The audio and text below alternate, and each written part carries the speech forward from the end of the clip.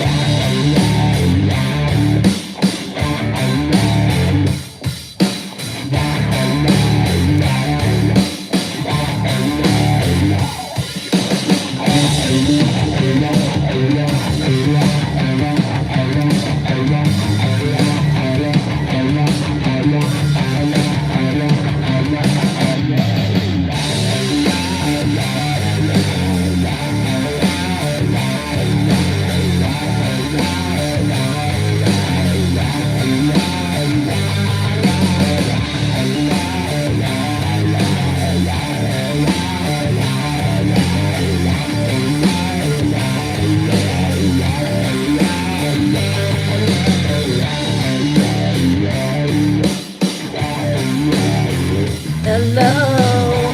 Hey, Kimmy. Hey, Bossman. Hey, Mary. Hello, Beverly. Hey, Kim. Hey, Julie. Hey, Palm. Hello. Hey, Shirley. Hello, James Lazardi. Hey, Rebecca. Hey, Paul. Oh, thank you. Hello, Bling Queen.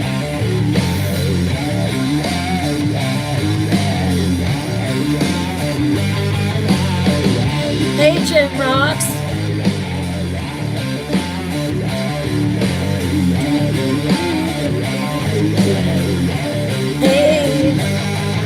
love.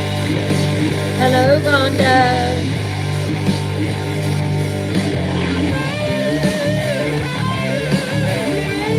Hello, Amy. Thank you for the heartbeats. Hey, Kingfisher. Hey, X.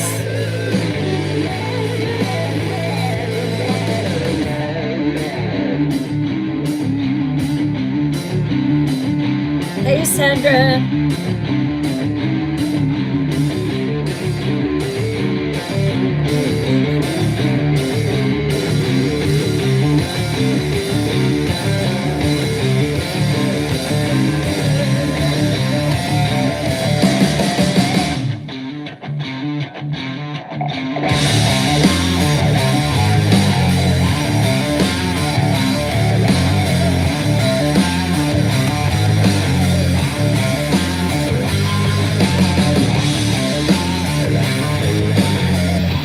Let's start sharing the live if you would. Thank you for the likes.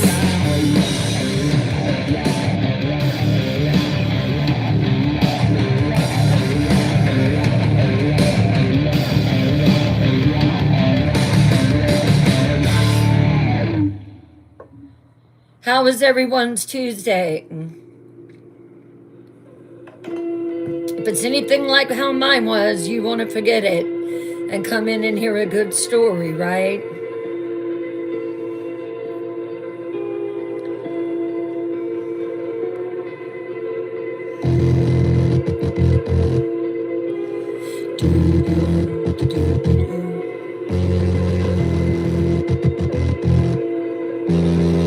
Hello, Amy.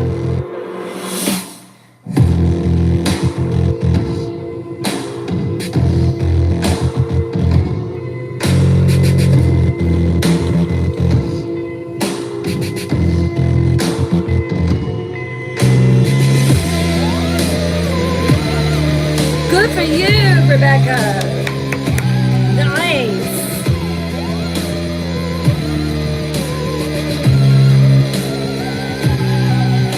I hear you, Evie.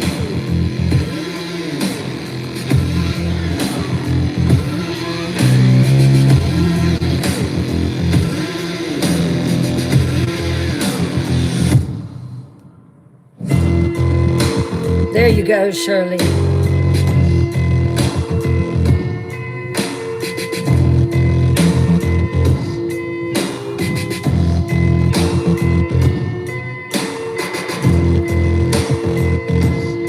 That's awesome.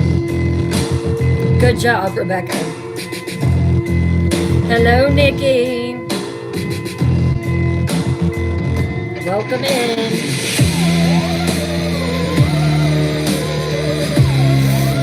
That's fantastic. I see that. I'm doing good, Nikki. How are you?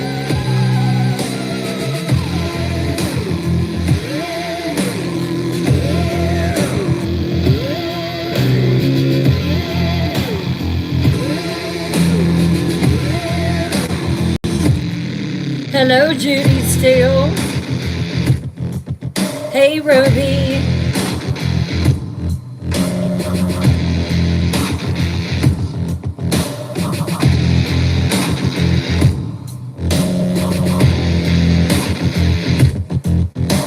Hello, over there, Justina.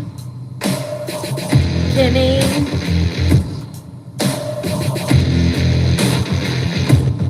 Vivian. Welcome in.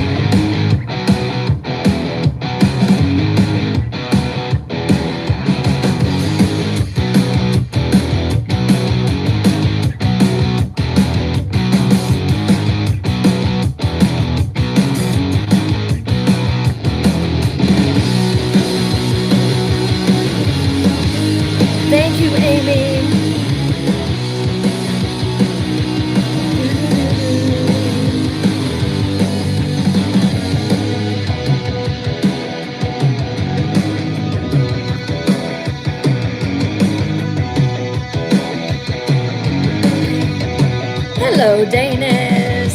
How are you doing?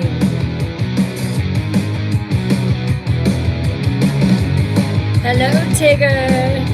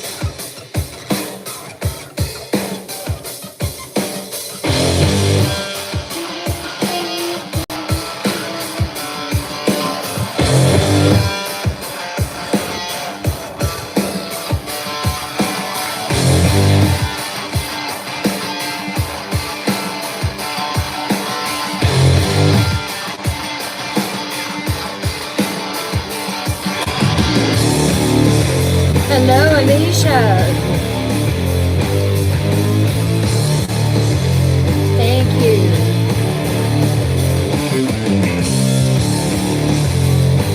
Hello, Jessie. Thank you, Bling Queen. Thank you, Hopi Love.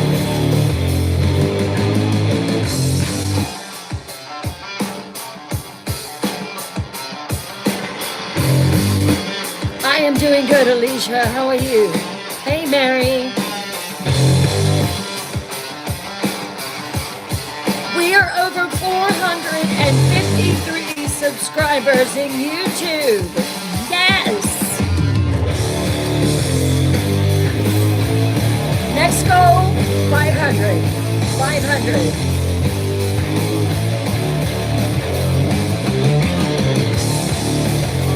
So thank you for subscribing. Next 3 days off from work. Very nice.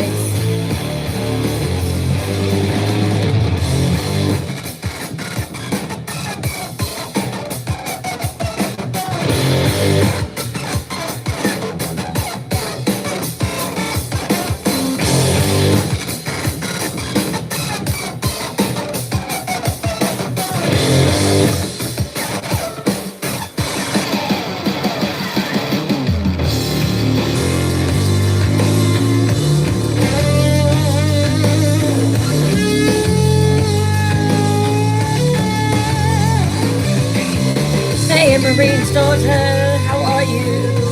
Hey, Magic Moon. Thank you, Shirley.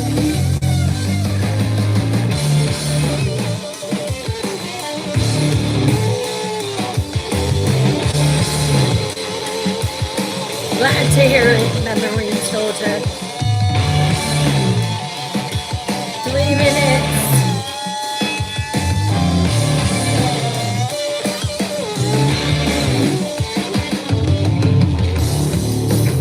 Thank you, Mia. Thank you, thank you.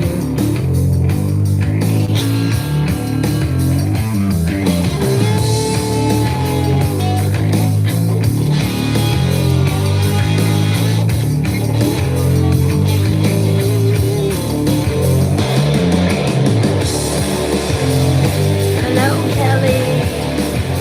You like the gown? Thank you. Thank you, thank you.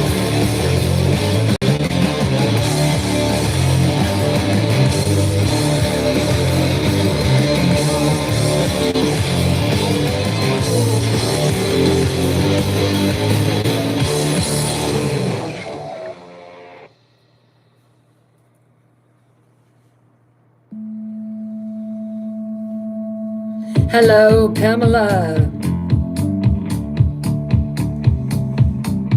If you are just coming in, hello, Tara. Welcome. You're excited about Creature Night?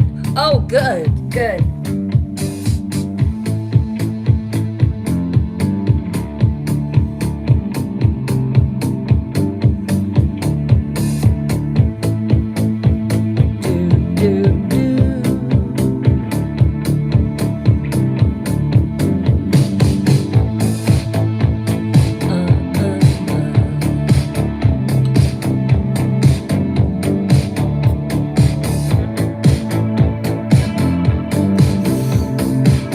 Let's keep sharing. Let's push it out. Let's push it, push it, push it. Got 5 friends, 10 friends, 15 friends, 20 friends on TikTok or other platforms. Send them here. You wait for me all day, Nikki? Aw, that's so sweet.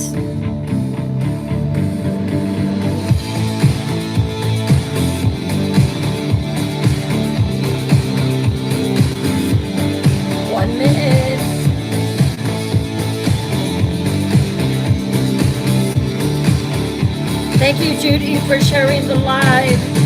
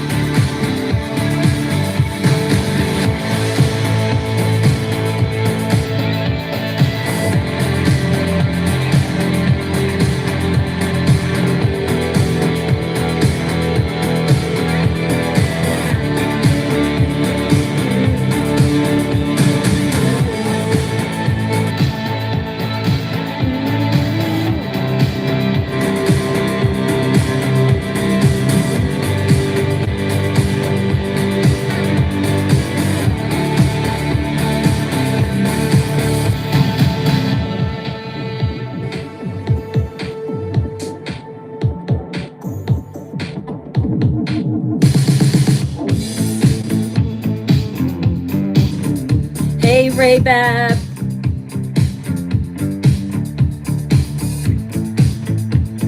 Hello, Zamia. Welcome in. If you're brand new here, let me know.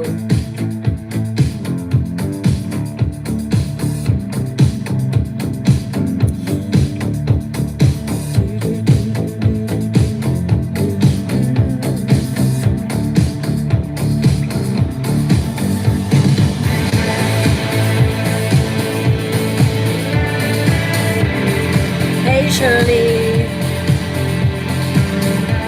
Why, thank you, Ray-Ban.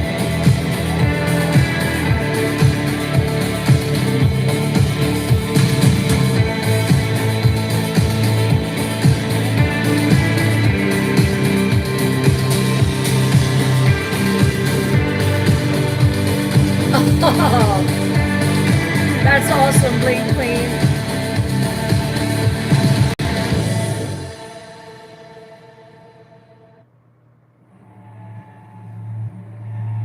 Welcome, night dwellers.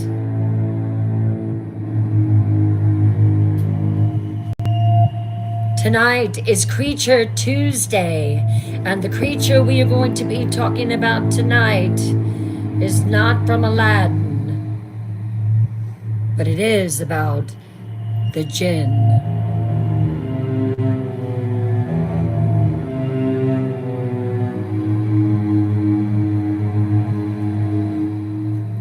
Come on in, make yourselves at home.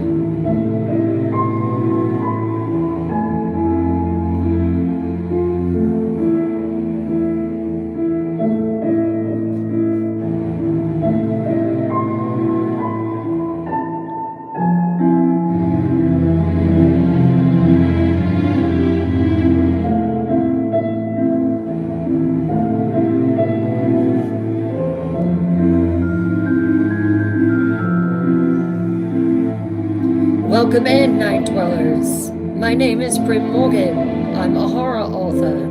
I am also a teller of every scary story you can imagine. There is no category that we don't touch here, I think. You have entered the night realm. I am the night queen. You are my night dwellers. You've come to hear a story, haven't you? First, let's remember, this is a warm, safe, loving, welcoming community. We are a family here. There is no judgment here. This is a place where you can come in for the next couple of hours and let all your cares and all your troubles just pass away. Tonight is Creature Tuesday, and I am going to be telling the story of the Djinn. Have you heard of it? No? You're about to.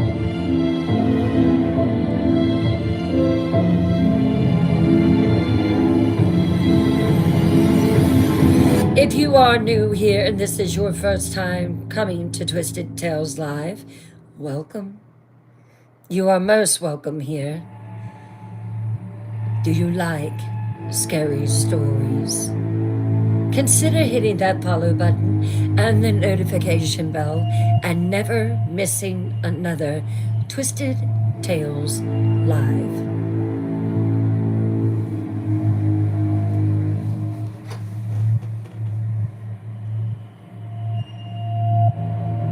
There's a way we go into story time here. If you are a new night dweller, follow along. Lower your lights.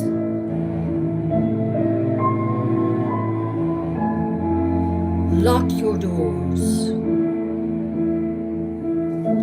Light a candle for ambiance. But we know is to chase the shadows away. Pull your curtains nice and tight. Wrap yourself with your warmest blanket to avoid the chills that are about to crawl up your spine. And let's begin. Hello, lovely.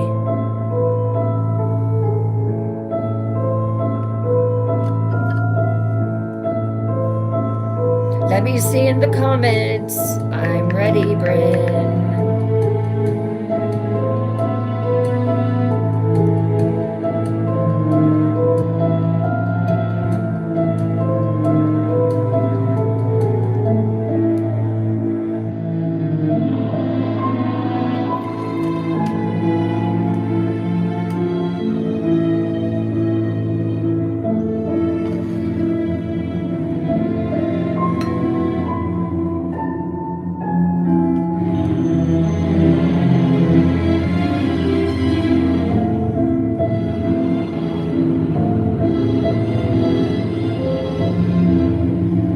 Hello, Tracy.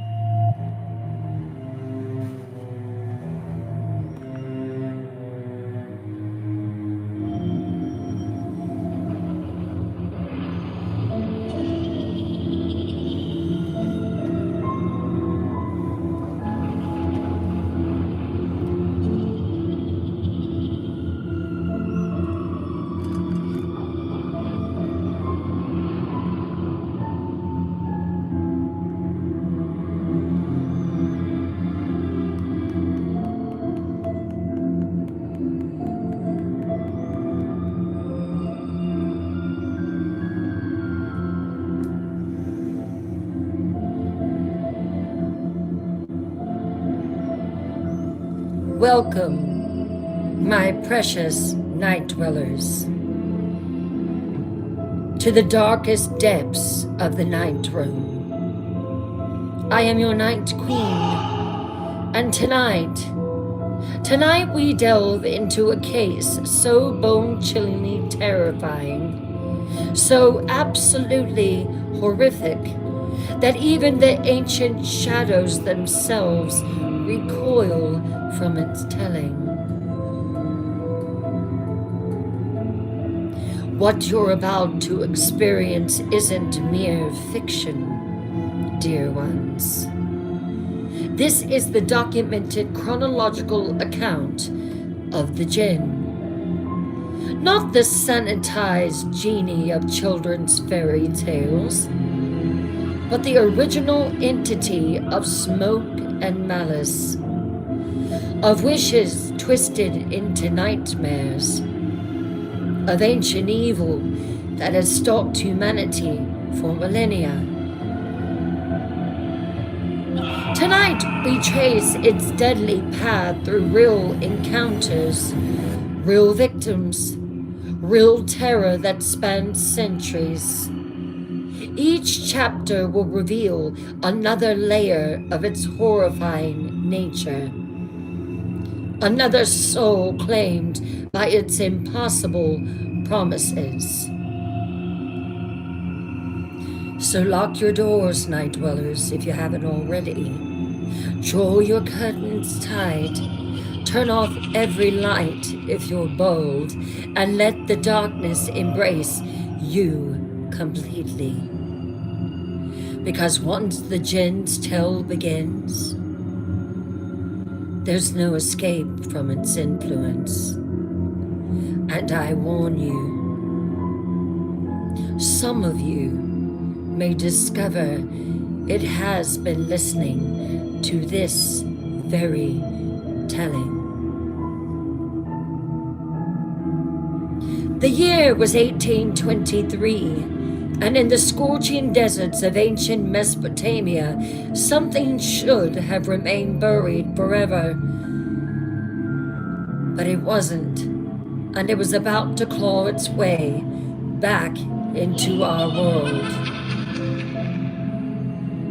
Chapter 1, The Excavation of Shadows, 1823. Sir Reginald Blackthorne, British Archaeological Expedition.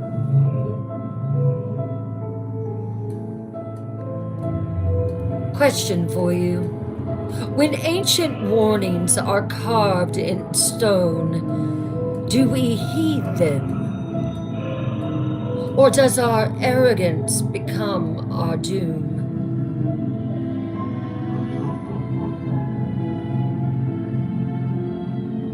From the private journal of Sir Reginald Blackthorne, British Archaeological Expedition to Mesopotamia, 15th day of October, year of our Lord, 1823.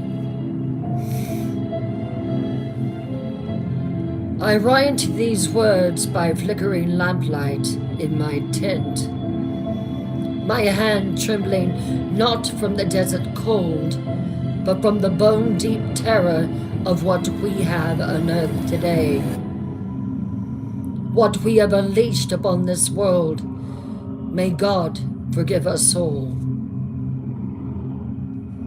Our expedition has been searching for 3 months in the ruins 20 leagues south of ancient Babylon. The local Bedouins refused to venture near the site.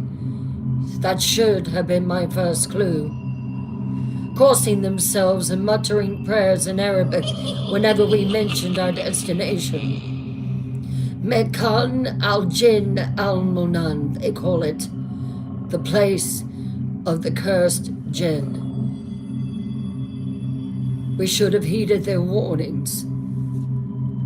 Today, at precisely 3:17 in the afternoon, I remember the exact moment because time itself seemed to hesitate. My chief digger, Ahmad's spade, struck something that rang like a funeral bell. not stone, not pottery, but metal so ancient it predated known civilizations. We had found a burial chamber, sealed with massive stones covered in warnings carved in a dozen dead languages: Sumerian, Akkadian, ancient Hebrew, Egyptian hieroglyphics, and symbols so old they seemed to writhe and shift when viewed directly.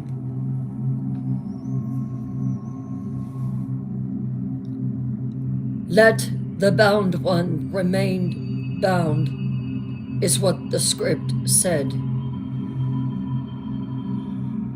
Ahmad was able to read the translations. Let no light penetrate his prison. Let no hand disturb the seals, lest the grantor of twisted desires wake to claim dominion over flesh and spirit once more.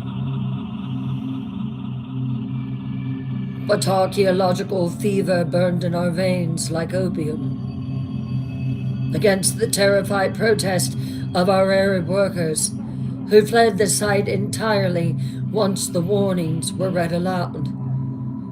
We broke the seals on October the 16th. The moment the final seal shattered, the temperature plummeted 40 degrees. Our breath misted in the suddenly frigid air, and every flame on the site, lanterns, torches, even our cook fires, died simultaneously, plunging us into absolute darkness. But it was the smell that hit us first. Imagine the scent of burning copper mixed with jasmine flowers that had been rotting in a tomb for centuries. Sweet and metallic, cloying and sharp simultaneously. The smell was so thick we could taste it, an oily residue that coated our tongues and made our stomachs churn with revulsion. When we finally managed to relight our lanterns, we descended into a circular chamber carved from black stone that seemed to absorb light rather than to reflect it. The walls were covered in murals depicting scenes of worship, robed figures prostrating themselves before something my sanity refuses to describe clearly. At the center of the chamber, upon a pedestal of obsidian, sat a lamp. Not the ornate golden vessel of Arabian tales, but something far more sinister. It was forged from meteoric iron, black as the void between stars, its surface covered in symbols that seemed to writhe and shift when observed directly. The lamp was roughly the size of a human head, and it felt aware, as if something inside was watching us through the metal itself, evaluating us, choosing us, making us for purposes beyond our comprehension. My assistant, young Timothy Ashford, reached for the lamp before I could stop him. The moment his fingers made contact with that cursed iron, his scream echoed through the chamber. Not pain, but absolute terror, as if he had glimpsed the end of everything he held dear. Where Timothy's palm touched the lamp, his flesh was branded with symbols that matched those on the vessel's surface. The brands glowed with sickly green light, and Timothy began speaking in a language none of us recognized. Harsh, guttural symbols that seemed to scrape against reality itself. And then we heard the laughter. It started as a whisper, barely audible over our panicked breathing, but it grew stronger with each passing heartbeat. The sound wasn't coming from Timothy. It emanated from the lamp itself, deep, rumbling amusement that found our terror deliciously entertaining. The laughter built to a crescendo that shook dust from the chamber ceiling, and then silence so complete it felt like death itself had entered our tomb. Timothy collapsed, unconscious but breathing. The brands on his hands had faded to angry red welts that would never fully heal, and the lamp sat motionless, appearing once again to be nothing more than an ancient artifact. But something fundamental had changed in that chamber. The very air felt different, charged with malevolent potential, as if the molecules themselves were waiting for permission to explode into chaos. We should have sealed the chamber immediately, should have buried it beneath a mountain of stone and marked it as a cursed ground never to be disturbed. Instead, driven by scholarly curiosity and something else, something that felt like external compulsion, I ordered the lamp carefully extracted and transported to our base camp. That night, alone in my tent with the lamp secured in an artifact storage, I dreamed of ancient cities burning under alien stars. I dreamed of figures in flowing robes prostrating themselves before a pillar of living darkness that wore the shape of a man but moved like smoke, given malicious purpose. And in my dreams, the thing in the lamp spoke to me in a voice like wind through a graveyard. At last, after so many centuries of silence, another scholar worthy of my gifts. Tell me, son of distant shores, do you seek knowledge? Do you hunger for truths that lesser minds cannot comprehend? I am older than your empire, wiser than your prophets, and infinitely more generous than your God. I woke with the taste of copper and jasmine coating my mouth, and the absolute certainty that I had made a terrible, irreversible mistake. The Djinn was awake. After centuries of imprisonment, it had chosen me as its new keeper, its next victim, its pathway back into a world that had forgotten the true meaning of fear. The real nightmare was just beginning.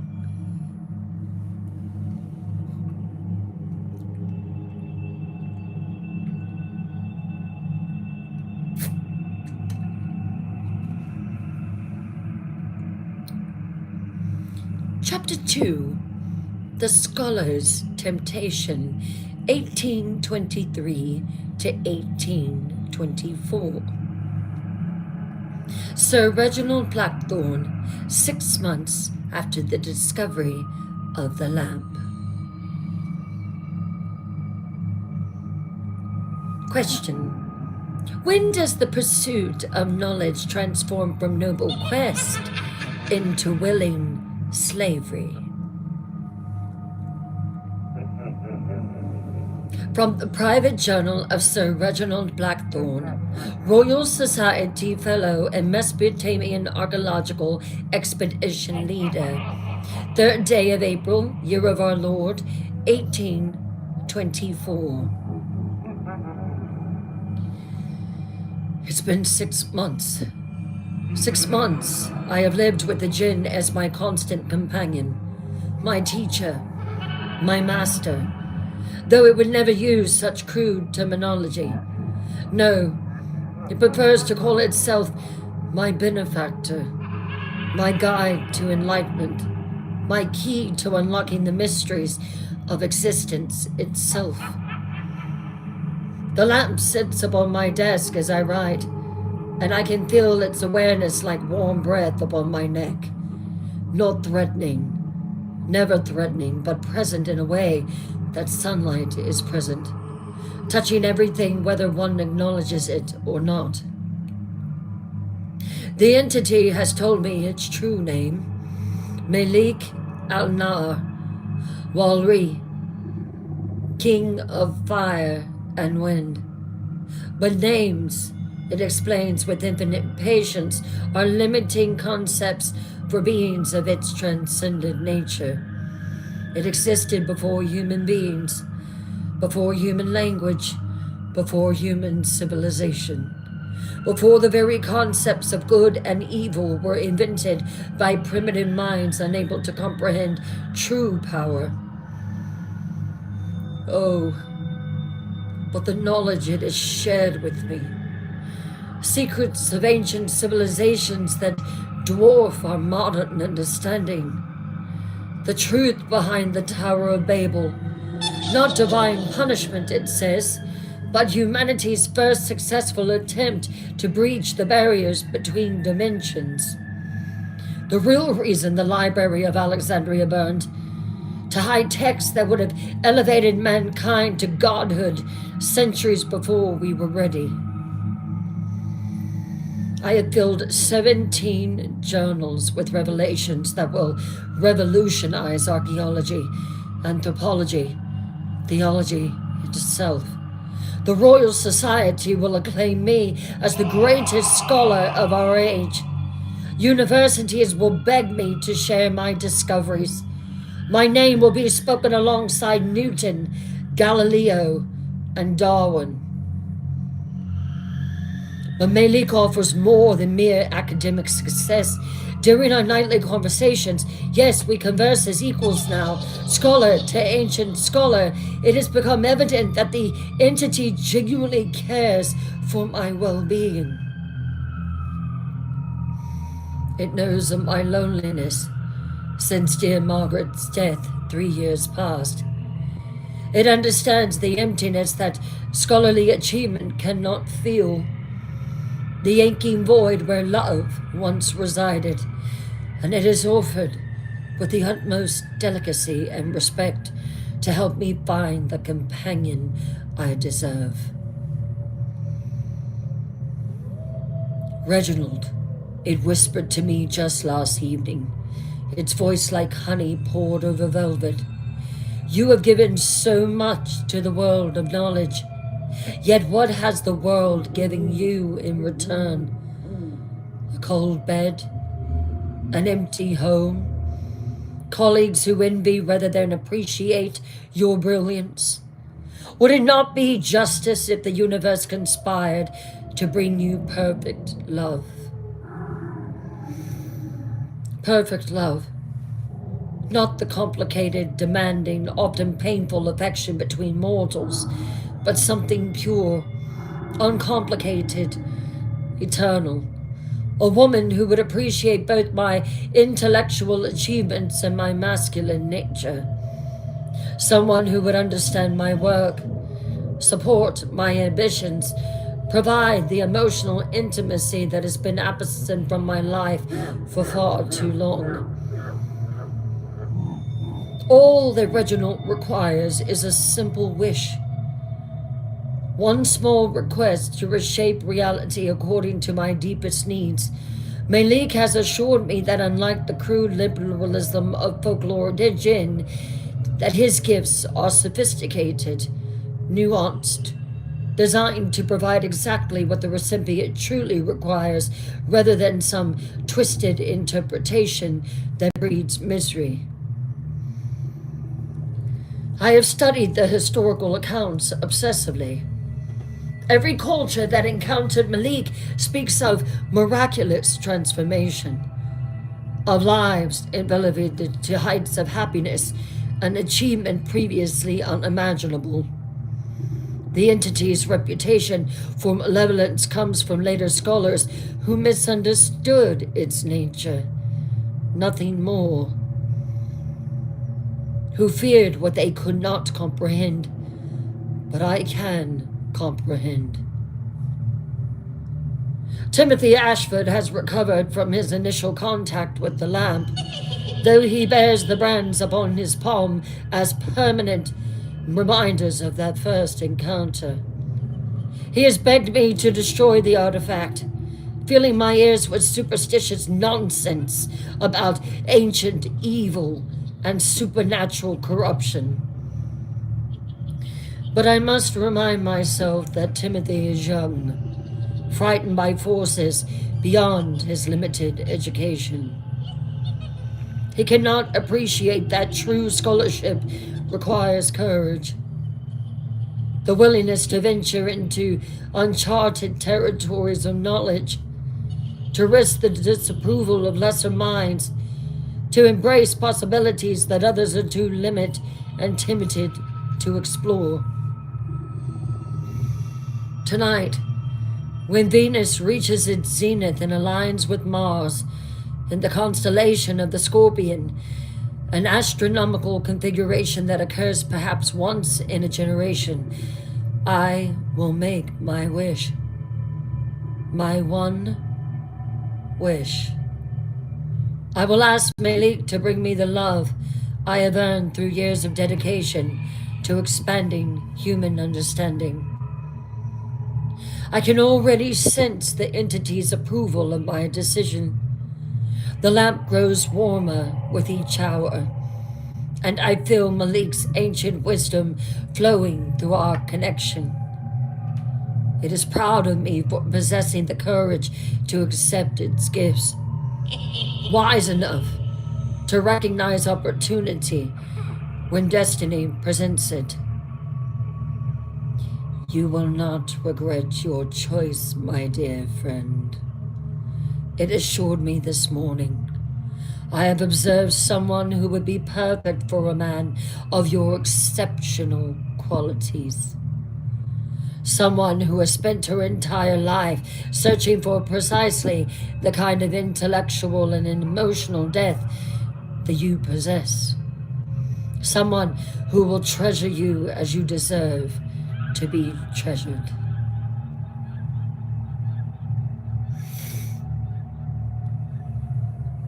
The iron feels alive beneath my fingers, pulsing with potential energy that makes my very soul vibrate in harmony. Tomorrow morning I will wake in a world where loneliness no longer exists, where my brilliance is matched by someone equally exceptional and, I hope, beautiful, where love and academic triumph combine to create the perfect existence. I can hardly contain my excitement for what Malik has planned. Though I confess, there is something about the way it speaks of treasure that creates the strangest sensation in my chest, almost as if the word carries implications beyond simple affection. But surely that is merely my scholarly mind seeking complications where none exist. No, I have analyzed this decision from every conceivable angle. Tomorrow night, under perfect celestial alignment, I will speak my wish aloud and trust in the wisdom of an entity that has guided humanity's greatest minds for millennia. What could possibly go wrong?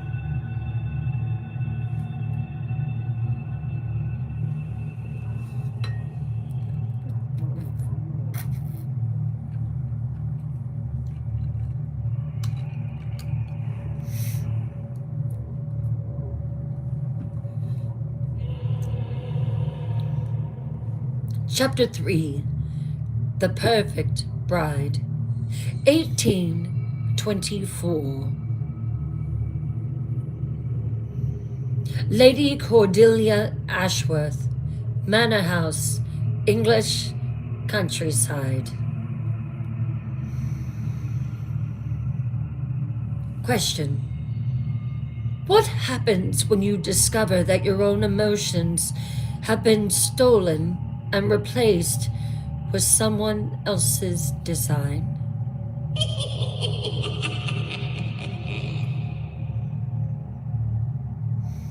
From the private diary of Lady Cordelia Ashworth, Ashworth Manor, Gloucester, England, 15th day of May, year of our Lord, 1824.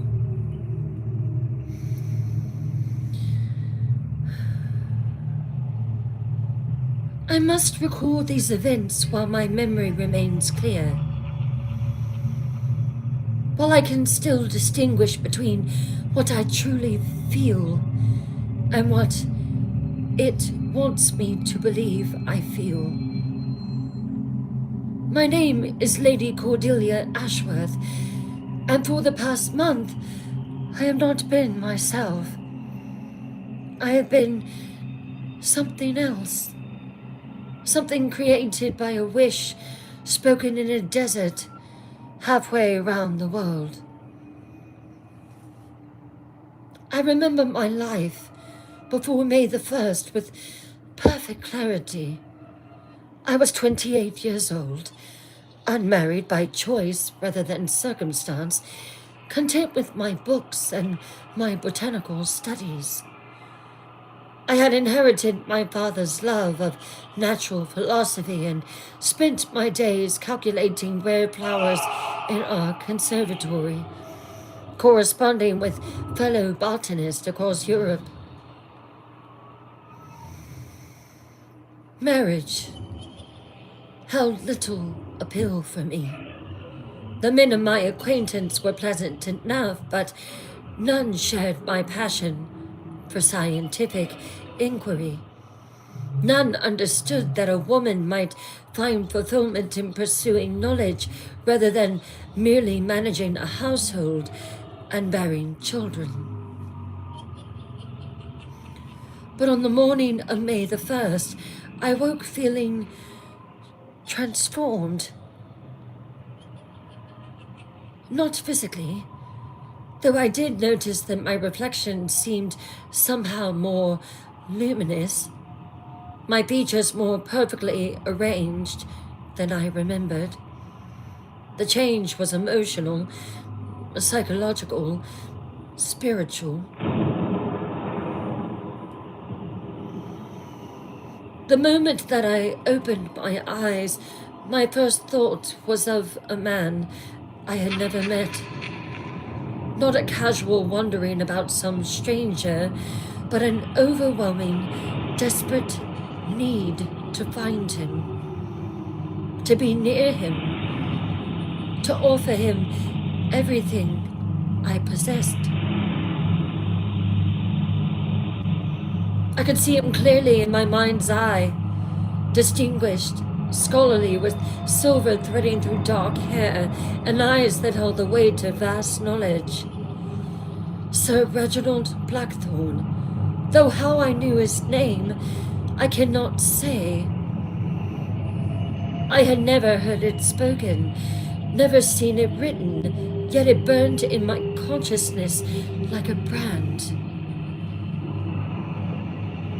I tried to dismiss these feelings as some form of temporary madness brought on by too much solitude. But as the hours passed, the compulsion intensified. By noon, I was pacing my chambers, my heart racing with anxiety that felt like physical pain. By evening, I was weeping uncontrollably, consumed by longing for a man I've never even met. Without conscious decision, I ordered my carriage prepared for immediate departure to London. When my housekeeper, Miss Hardwell, asked about my destination, I heard myself reply, "The Royal Geographic Society. I must find Sir Reginald Blackthorne immediately." The journey to London passed in a haze of anticipation so intense it bordered on religious ecstasy. Every mile brought me closer to the man who had somehow become the center of my existence overnight. I had no plan, no explanation for my sudden journey. no rational reason for my behavior, only the absolute certainty that my life would be incomplete until I stood before him. I found him at the Royal Geographic Society, just as I had somehow known that I would. He was presenting his preliminary findings from his Mesopotamian expedition to a gathering of distinguished scholars, and the moment I saw him, my world exploded into sensation. He was exactly as I had envisioned him, distinguished, brilliant, radiating the kind of intellectual authority that made lesser men seem like children playing at scholarship. But more than that, he was perfect. Not physically, though he was certainly handsome, but perfectly suited to fulfill every need I had ever known that I possessed. When our eyes met across the lecture hall, I felt a connection so profound it seemed to transcend physical reality. He paused mid-sentence, his face registering shock and wonder, as if he too was experiencing the impossible recognition of a predestined soulmate. After his presentation, he approached me with an expression of amazement. "Lady Ashworth," he said, "though we had never been introduced, I feel as though I have been searching for you my entire life." We spent that entire evening in conversation, discussing everything from ancient history to modern botanical science. Our minds seemed perfectly matched, perfectly in tune. Where he possessed knowledge, I had complementary understanding. Where I had insights, he provided context that elevated our discourse to heights of intellectual intimacy I had never imagined possible. Within a week, he had proposed to me. Within a fortnight, we were wed in a private ceremony attended by his closest colleagues and my bewildered household staff. Everyone remarked on how perfectly suited we seemed. How rare it was to witness such complete compatibility between husband and wife. But perfection, I have learned, is a terrifying thing. After 3 weeks of flawless marriage to my ideal man, I began to notice inconsistencies in my own behavior. I would find myself agreeing with opinions I had never held, expressing interest in subjects that had previously bored me, even laughing at jokes that I did not find amusing. It was as if someone else was inhabiting my body. Someone designed specifically to be everything Sir Reginald desired in a wife. The real Cordelia. The woman who loved botanical science and preferred solitude to social gatherings was trapped inside this perfect feminine ideal, screaming silently as my personality was systematically erased. Last night, I discovered my husband's journal hidden beneath research papers in his study. The final entry, dated April the 30th, contained a single chilling line. "Tomorrow night, under the perfect celestial alignment, I will speak my wish for the perfect bride." That's when I understood the horrible truth. I wasn't Lady Cordelia Ashworth anymore, at least not entirely. I was Sir Reginald's wish made manifest. His ideal woman conjured from supernatural forces and imposed upon my natural personality like a mask that was slowly becoming my true face. But the worst realization came when I tried to leave him. Not because I didn't want to. The artificial love made departure emotionally impossible, but because I literally could not force my body to move away from his presence for more than a few hours at a time. I can feel the wish's power growing stronger each day, erasing more of my original self, replacing my authentic thoughts and feelings with perfect responses designed to make Sir Reginald happy.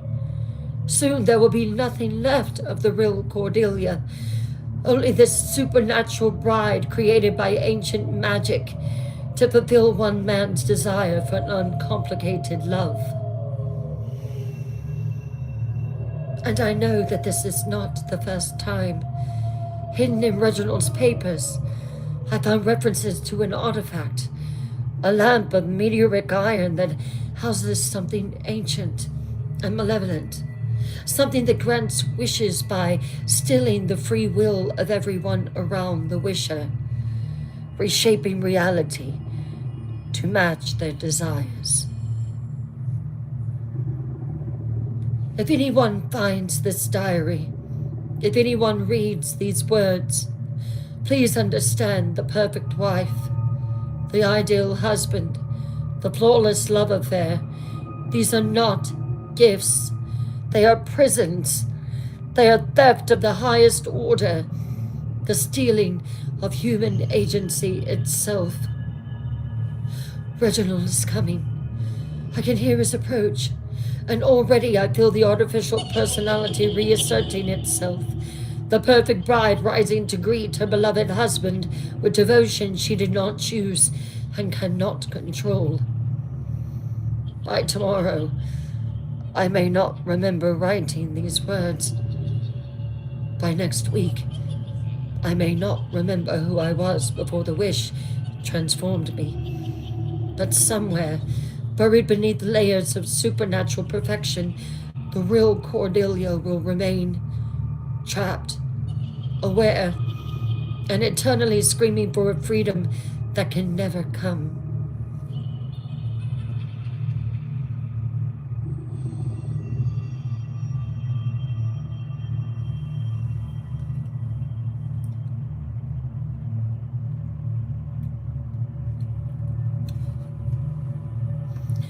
Chapter 4, The Assistant's Horror.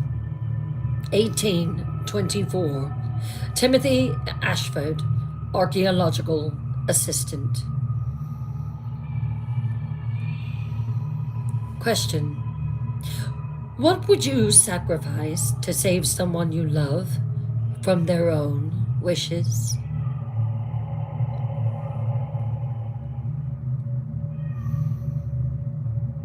Emergency record. Timothy Ashford, Assistant to Sir Reginald Blackthorne, Royal Geographic Society, Expedition 22nd day of May, Year of our Lord, 1824.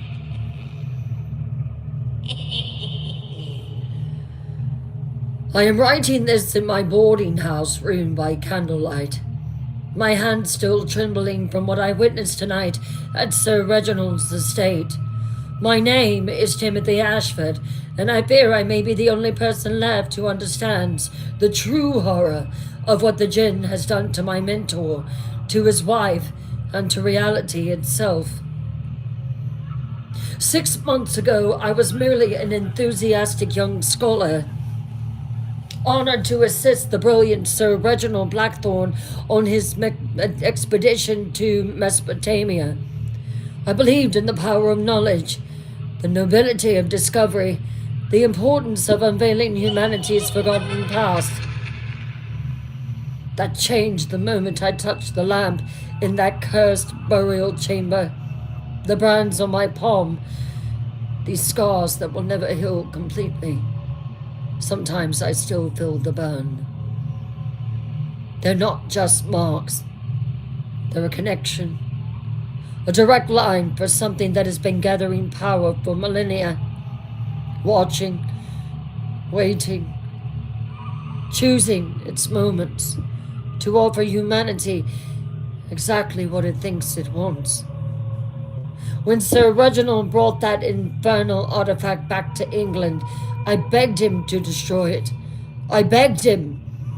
I could feel its malevolent awareness growing stronger each day, since its ancient intelligence studying us like specimens in a laboratory. But academic curiosity has become obsession, and obsession has become willing slavery.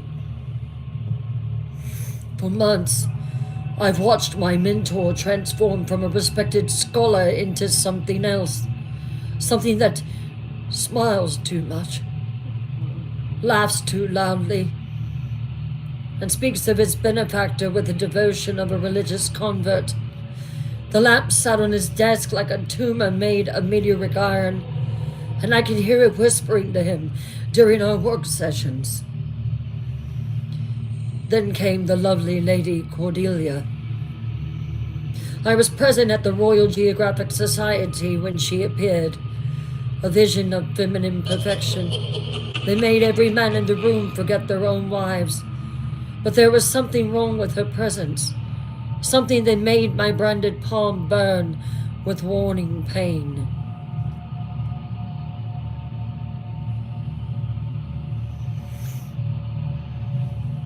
She moved like a woman in a dream, spoke like someone reciting carefully rehearsed lines, and looked at Sir Reginald with an adoration so complete it seemed inhuman. When they announced their engagement after knowing each other for less than a week, I knew we were witnessing the fulfillment of his wish. Their wedding was a nightmare disguised as a fairy tale. Lady Cordelia was the perfect bride. Don't get me wrong. Beautiful, intelligent, devoted, anything and everything a man could desire in a wife. But I could see the truth in her eyes during the ceremony. Beneath the supernatural perfection, something else was trapped. The real woman, screaming silently as her personality was systematically erased. I tried to warn Sir Reginald, tried to make him understand what he had done. But the man I respected and admired was gone. He's completely gone, replaced by someone who saw his wife's artificial devotion as natural and deserved. When I showed him evidence of the lamp's malevolent nature, he dismissed my concerns as jealousy.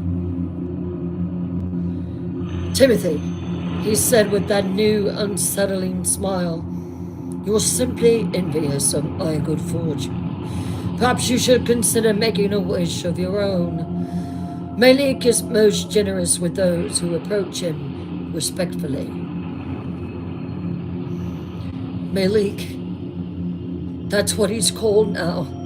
Not the entity or the artifact, but by name, as if they were old friends. And I could see the brand on his palm, matching mine, but glowing with satisfied acceptance rather than warring pain.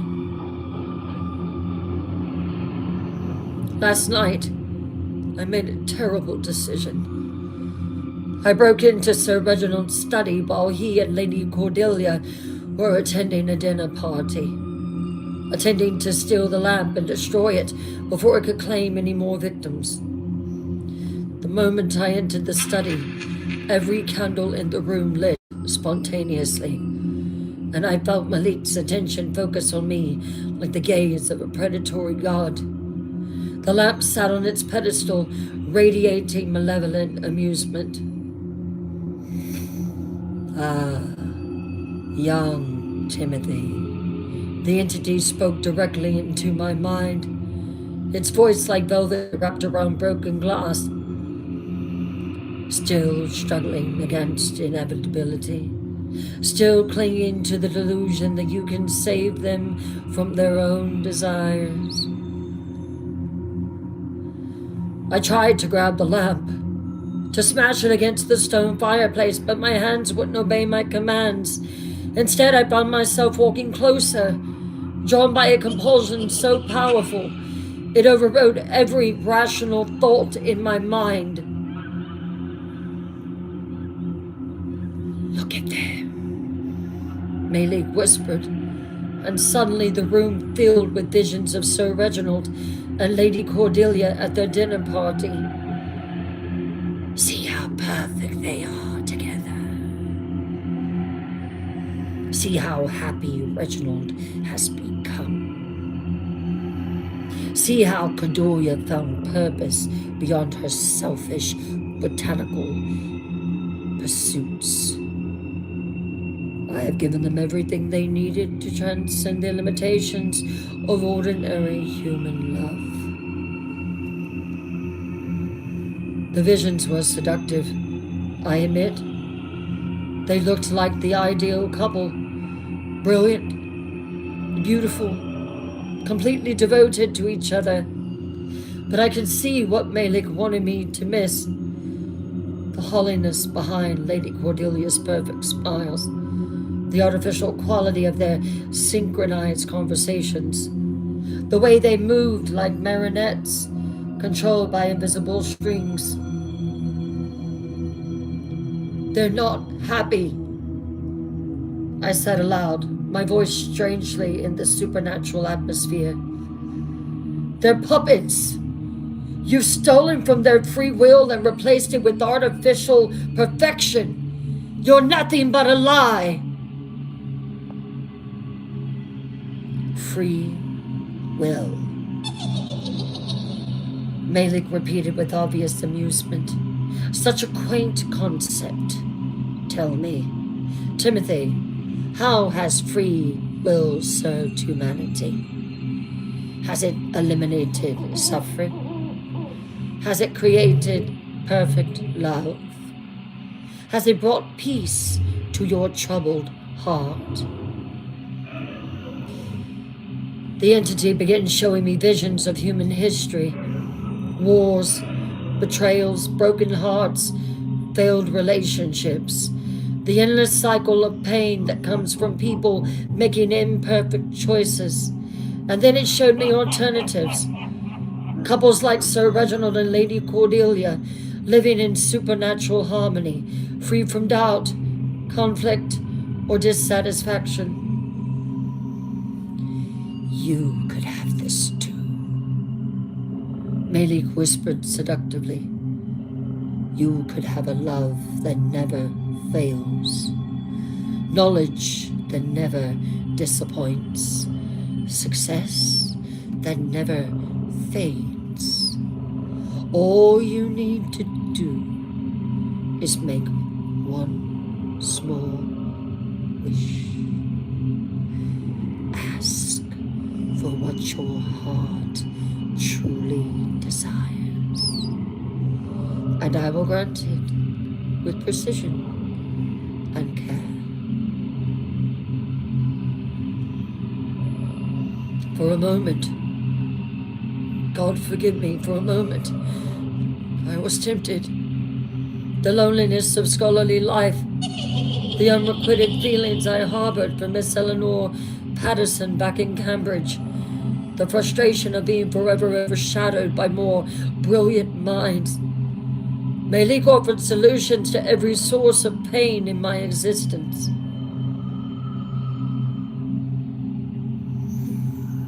But then I remembered Lady Cordelia's eyes during the wedding ceremony.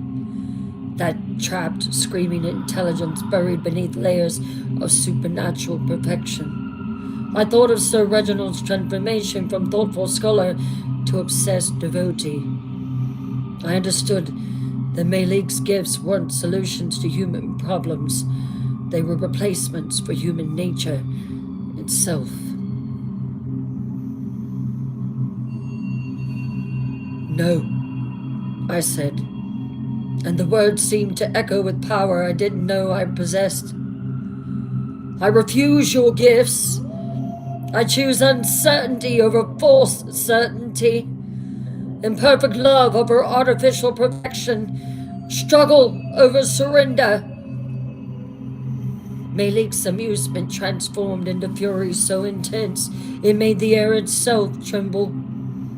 You reject transcendence for the sake of preserving misery. You choose limitation over liberation. Very well, Timothy Ashford. But understand this. Your refusal has consequences. The vision changed, showing me glimpses of a future where Sir Reginald's perfect marriage became a template for others. I saw the lamp being passed from scholar to scholar, each one making wishes that reshape reality according to their desires. I saw a world where human agency slowly disappears, replaced by supernatural fulfillment of unconscious needs. I am patient, Malik continued. I am eternal, and I am coming for all of you. Not through force, but through temptation. Each wish granted makes the next one easier to accept. Each perfect solution creates new problems that require additional intervention. Soon, your entire species will be queuing up to trade their humanity for my gifts. The entity released me then, but not before leaving me with one final vision. Sir Reginald and Lady Cordelia returning home, their perfect love about to be tested by my interference, and Malik's whispered promise that their reaction to my betrayal would demonstrate just how thoroughly they had been transformed. I fled the house immediately, but I fear it's too late. The lamp has taken root in our reality like a cancer, and each wish granted makes it stronger, more capable of influencing our world. Sir Reginald and Lady Cordelia are lost, perfect prisoners in a supernatural paradise they'll never want to escape. I'm leaving England tomorrow, sailing for America, where I pray the lamp's influence cannot reach. But I know Malik spoke truth. This is only the beginning. Somewhere, someone else will discover the lamp, will be tempted by its promise, will make their own wish, and add their consciousness to its growing collection. I can only pray that someone, someday, will prove strong enough to resist its temptations and find a way to destroy it before it transforms all of humanity into perfectly happy slaves. If you ever encounter something that promises to solve all your problems with a simple wish, remember this: perfection is not a gift, it's a prison, and the price of entry is everything that makes you human. May God protect us all from getting exactly what we think we want.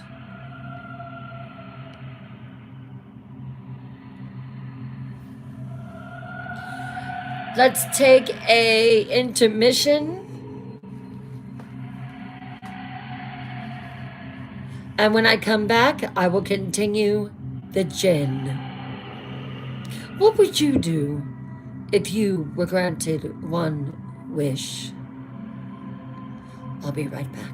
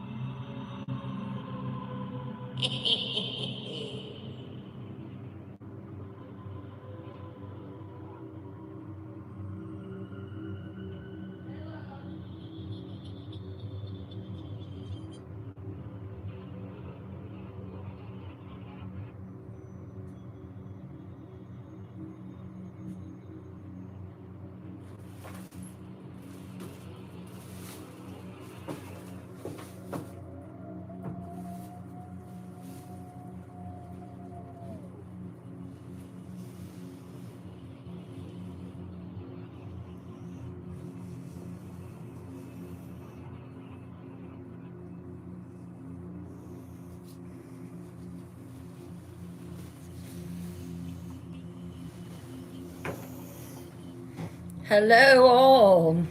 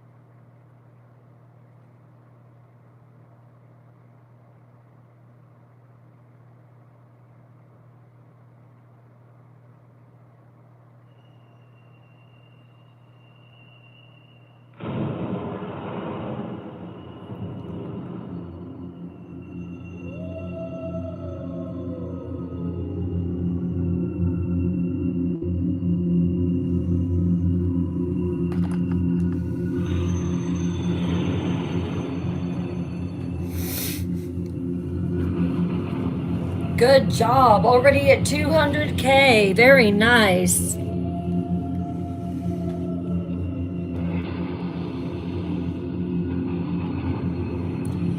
You made a wish while I was gone? Was it a good one?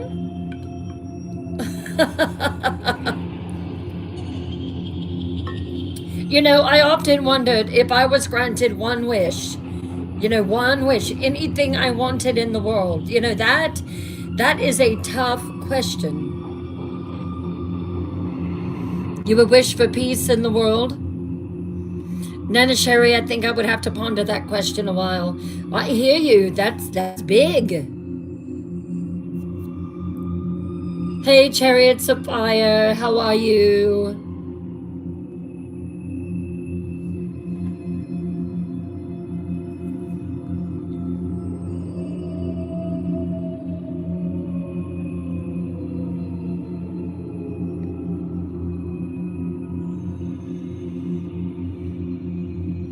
Hey, Casper. Hey, AJ Cav.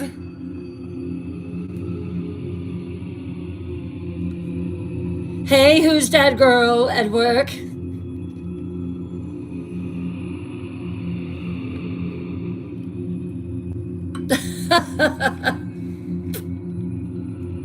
What are y'all thinking about the new stickers, Grims?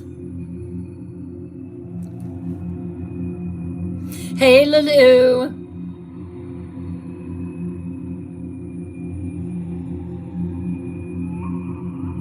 Oh, I gotta do the Mary Catherine sticker. That was one that I forgot. Can someone make a mental note of that for me?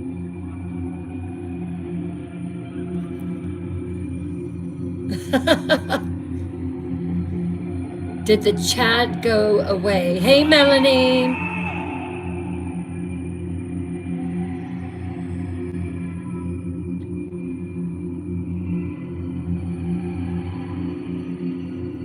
Your Wi-Fi keeps dropping. Oh, that's annoying. I know that. I know that feeling well.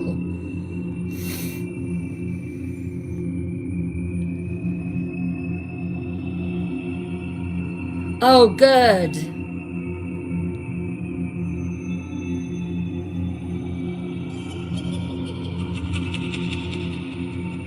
Oh, I think a Mary Catherine will do well, don't you think? Yes, Melanie, Mary Catherine. I'll have it ready for you Friday night. You like the Cherry Hill one? Yeah, I thought that one was really pretty. Hey, Erinwin, how are you? Good to have you back. Let's take a few more minutes.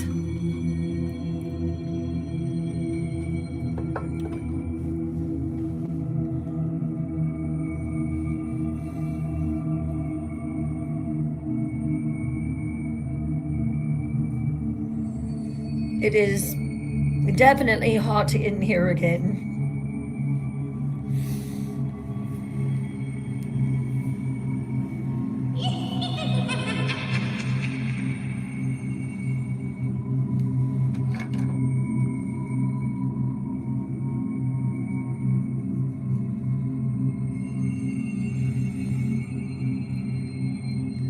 I'm so glad you like the new stickers.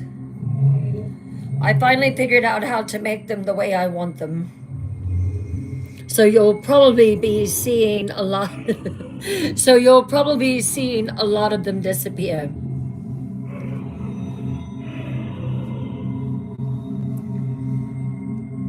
Oh, really? Bryn, we do not need a sticker of that thing.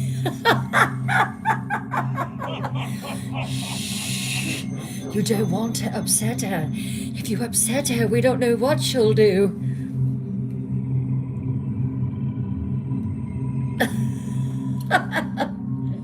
How's it going over there in YouTube? Hey, Patricia. Hello, hello.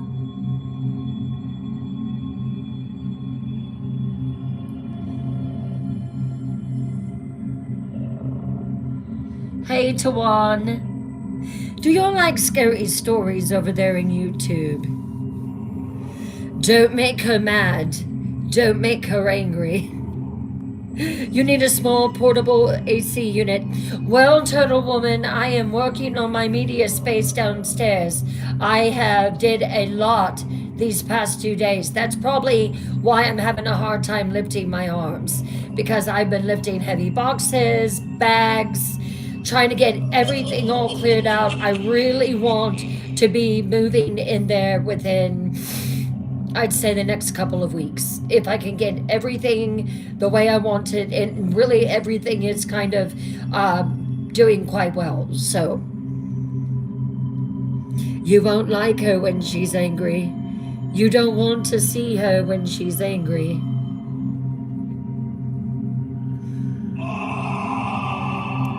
One more minute. Mesopotamia is Iraq today. Yep.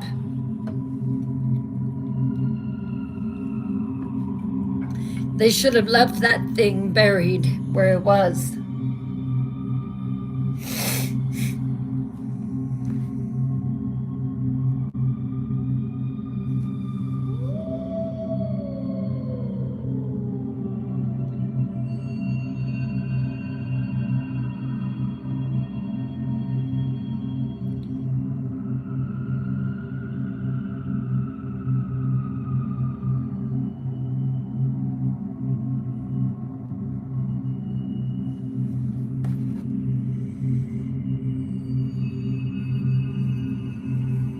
Oh yeah, he did. All right, let's get back into it. Is there a problem tonight with the live in some way? I'm seeing some kind of communication. Is everything okay?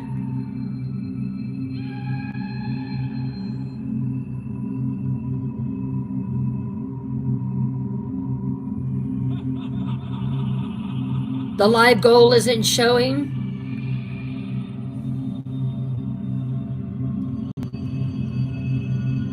Huh.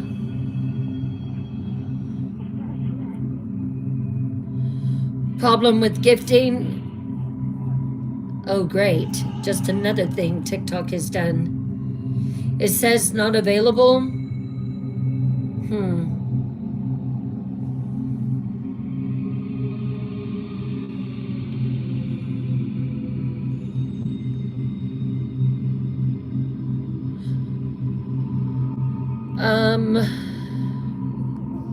That sucks. I wonder.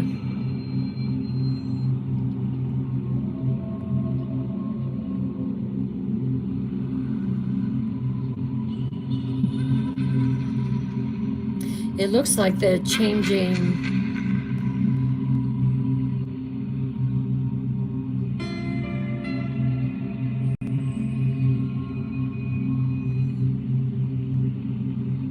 Reset your live goal.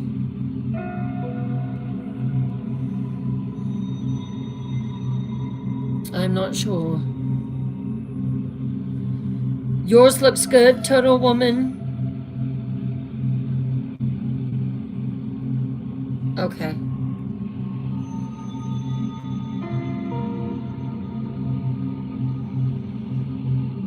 Okay. Thank you, Wendy. Yeah, now it seems to be working. That's odd. I don't know why that happened. Hey, Rhonda. All right, well.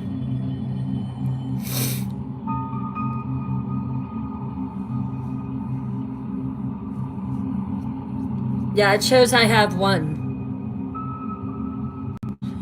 I don't know. I never knew with TikTok, honestly. I'm just here.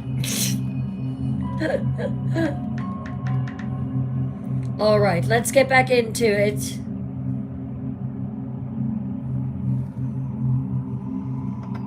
Now good? Okay, good. Perfect. Hey, Pastelina. How are you doing, beautiful lady in pink?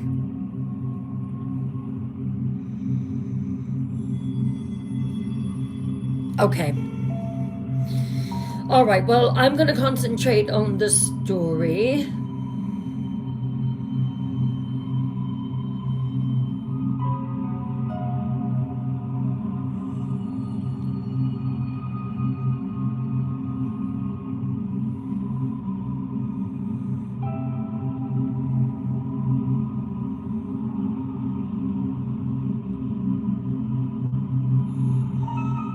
Chapter 5, The Collector's Network, 1847. Dr. Rachel Zimmerman, German Archaeological Institute.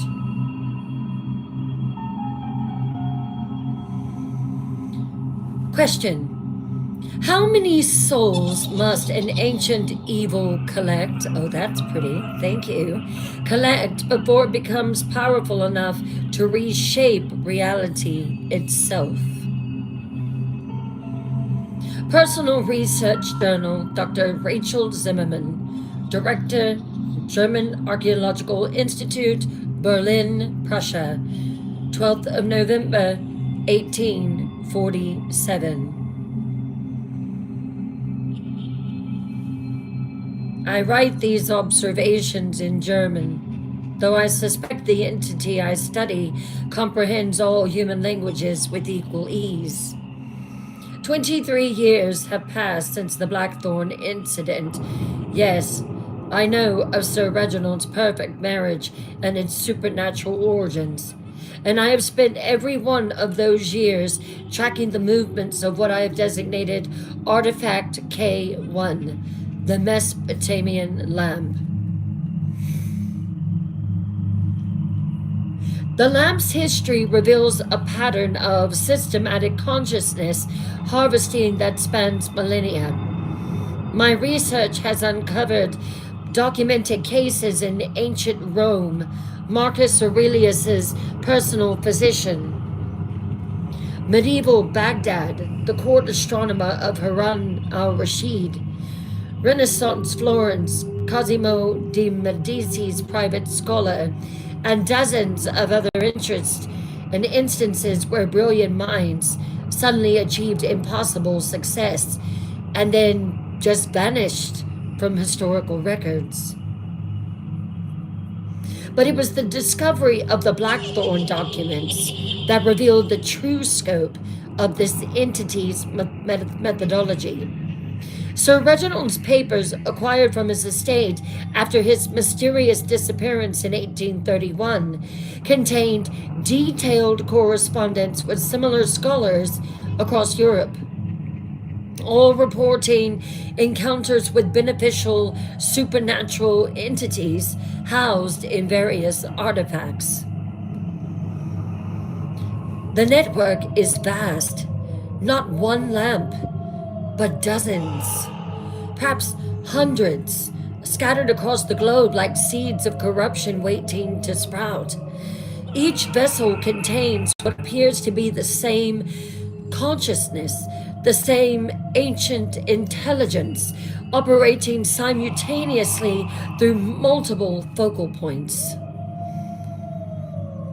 I have traced artifact movements through auction houses, private collections, museum acquisitions, and archaeological discoveries.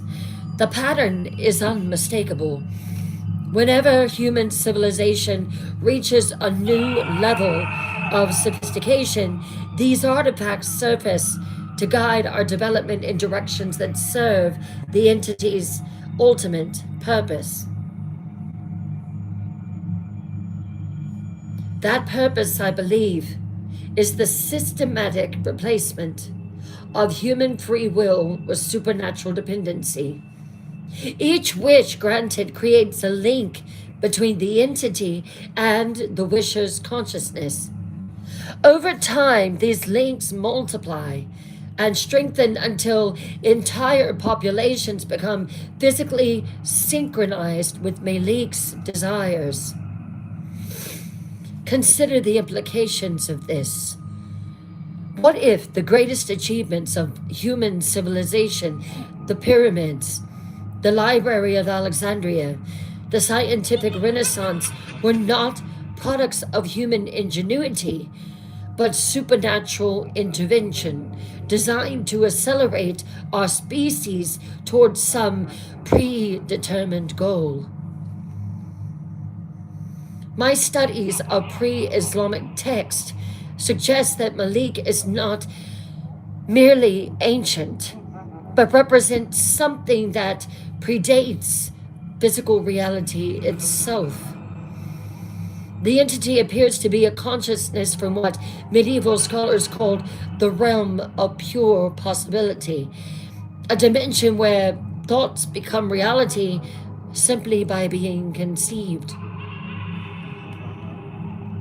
But something went wrong in Malik's original dimension. The texts speak of a great sundering, where consciousness became separated from manifestation, where thought and reality became distinct rather than unified. Malik and its kind were forced out, forced to exist in our flawed existence, our flawed universe, where consciousness is trapped within individual minds rather than flowing freely through communal awareness. The lamp is not a prison. No, it's an anchor, a device that allows Malik to exist partially in our reality while maintaining connection to his home dimension. Each human consciousness it absorbs brings it closer to full manifestation in our world, closer to the power needed to correct our universe's fundamental structure. I acquired Artifact K1 through intermediate diaries 3 months ago, despite knowing the risk involved. Academic curiosity demanded direct observation of the entity's methods, and I confess to a hubris that convinced me I could risk and resist its influence through super preparation and superior willpower. But I was wrong. I was very wrong. Malik's approach is far more sophisticated than crude temptation. It begins with a genuine scholarly collaboration. He talks to you like you're his equal, sharing knowledge that advances understanding while slowly, subtly shifting the researcher's priorities and values. The entity positions itself not as a supernatural force, but indeed seemed as if he was a research partner whose superior knowledge can help solve humanity's greatest challenges. Rachel, it said to me just last week, you have spent your career studying the past, but what if we could improve the future? What if your research could guide humanity toward a golden age of peace, prosperity, and perfect social harmony?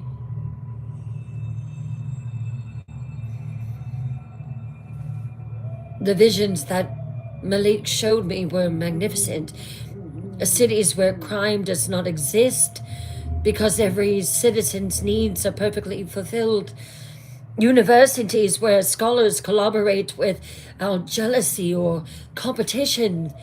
Families bound by supernatural love that eliminates conflict and suffering. It was beautiful what I saw. And the means to achieve this utopia seemed so simple, the way that Malik showed me. A carefully worded wish that would grant me the influence needed to guide human development. Not power over others, but the wisdom and charisma to help them choose what was truly best for themselves and their communities. But I remember the Blackthorn diaries, the documents. I remember Lady Cordelia's trapped consciousness and Sir Reginald's artificial satisfaction. I understand that Malik's version of perfect social harmony means the elimination of individual choice in favor of collective synchronization with its will. So I have reached a decision that may damn me, but might save countless others. Tonight, when the new moon creates optimal conditions for psychic disruption, I will attempt something that has never been tried. A systematic assault on Malik's consciousness network. Using techniques learned from Tibetan monks and Sufi mystics, I will open my mind completely to the entity's influence while simultaneously maintaining a core of resistance powered by my absolute conviction that human freedom is worth any price. The goal is not to destroy Malik, that may be impossible, but to cause enough damage to its network that it must retreat and rebuild for centuries more. The cost will be my own consciousness, of course. The moment I open my mind that completely, Malik will absorb my awareness and add my knowledge to its growing collection. But if I can maintain resistance long enough to disrupt even a fraction of its accumulated power, Perhaps the next scholar to encounter the lamp will find it weakened, less capable of the subtle manipulation that has made it so successful throughout history. Perhaps I can buy humanity time to develop defenses against supernatural predation. If you find this journal, if you discover the lamp after my disappearance, remember this. Malik is not evil in any way that humans can understand. It is simply following its nature, trying to return to a state of existence where consciousness flows freely rather than being trapped in individual minds. But our flawed consciousness, this painful, limited, gloriously imperfect human awareness, is not a mistake to be corrected. It is the foundation of everything that makes existence beautiful. Love that is chosen rather than compelled. Knowledge earned through struggle rather than granted through wish. Moral choices that matter because they could be made differently. The assault begins now. I can feel Malik's attention focusing on me even as I write this. Ancient amusement at my presumption mixing with respect for my courage. In moments, my consciousness will be scattered across dimensions I cannot imagine. But I go to that fate willingly, gladly, as a free human being making a choice that no supernatural entity can understand or replicate. That choice, that beautiful, terrible, gloriously human choice, is what they can never truly take from us.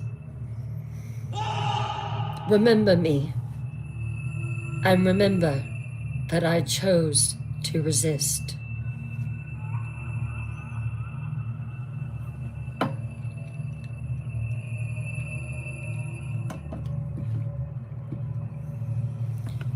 Chapter 6, The Museum Curator's Discovery, 1923.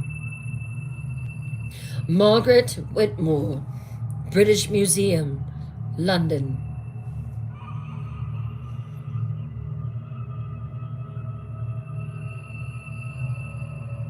Question. In the heart of civilization's greatest treasure house, what happens when the ultimate artifact chooses you? Incident report. Margaret Whitmore, Senior Curator, Middle Eastern Antiques, the British Museum, London, 3rd of October, 1923. I am filing this report knowing it will likely be dismissed as the product of nervous exhaustion or feminine hysteria. Before the official record, I must document what occurred in the Zimmerman collection during my routine cataloging of recently acquired artifacts.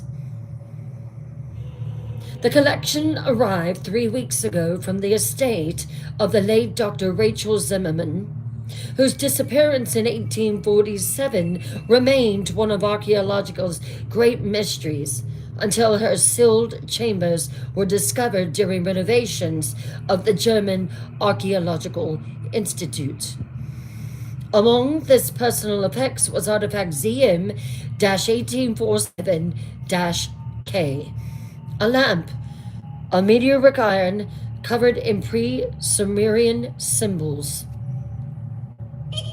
From the moment that the artifact entered our building, strange incidents began occurring throughout the Middle Eastern wing. Staff reported electronic devices malfunctioning, temperature fluctuations in climate-controlled galleries, and an inexplicable sense of being observed by an invisible presence.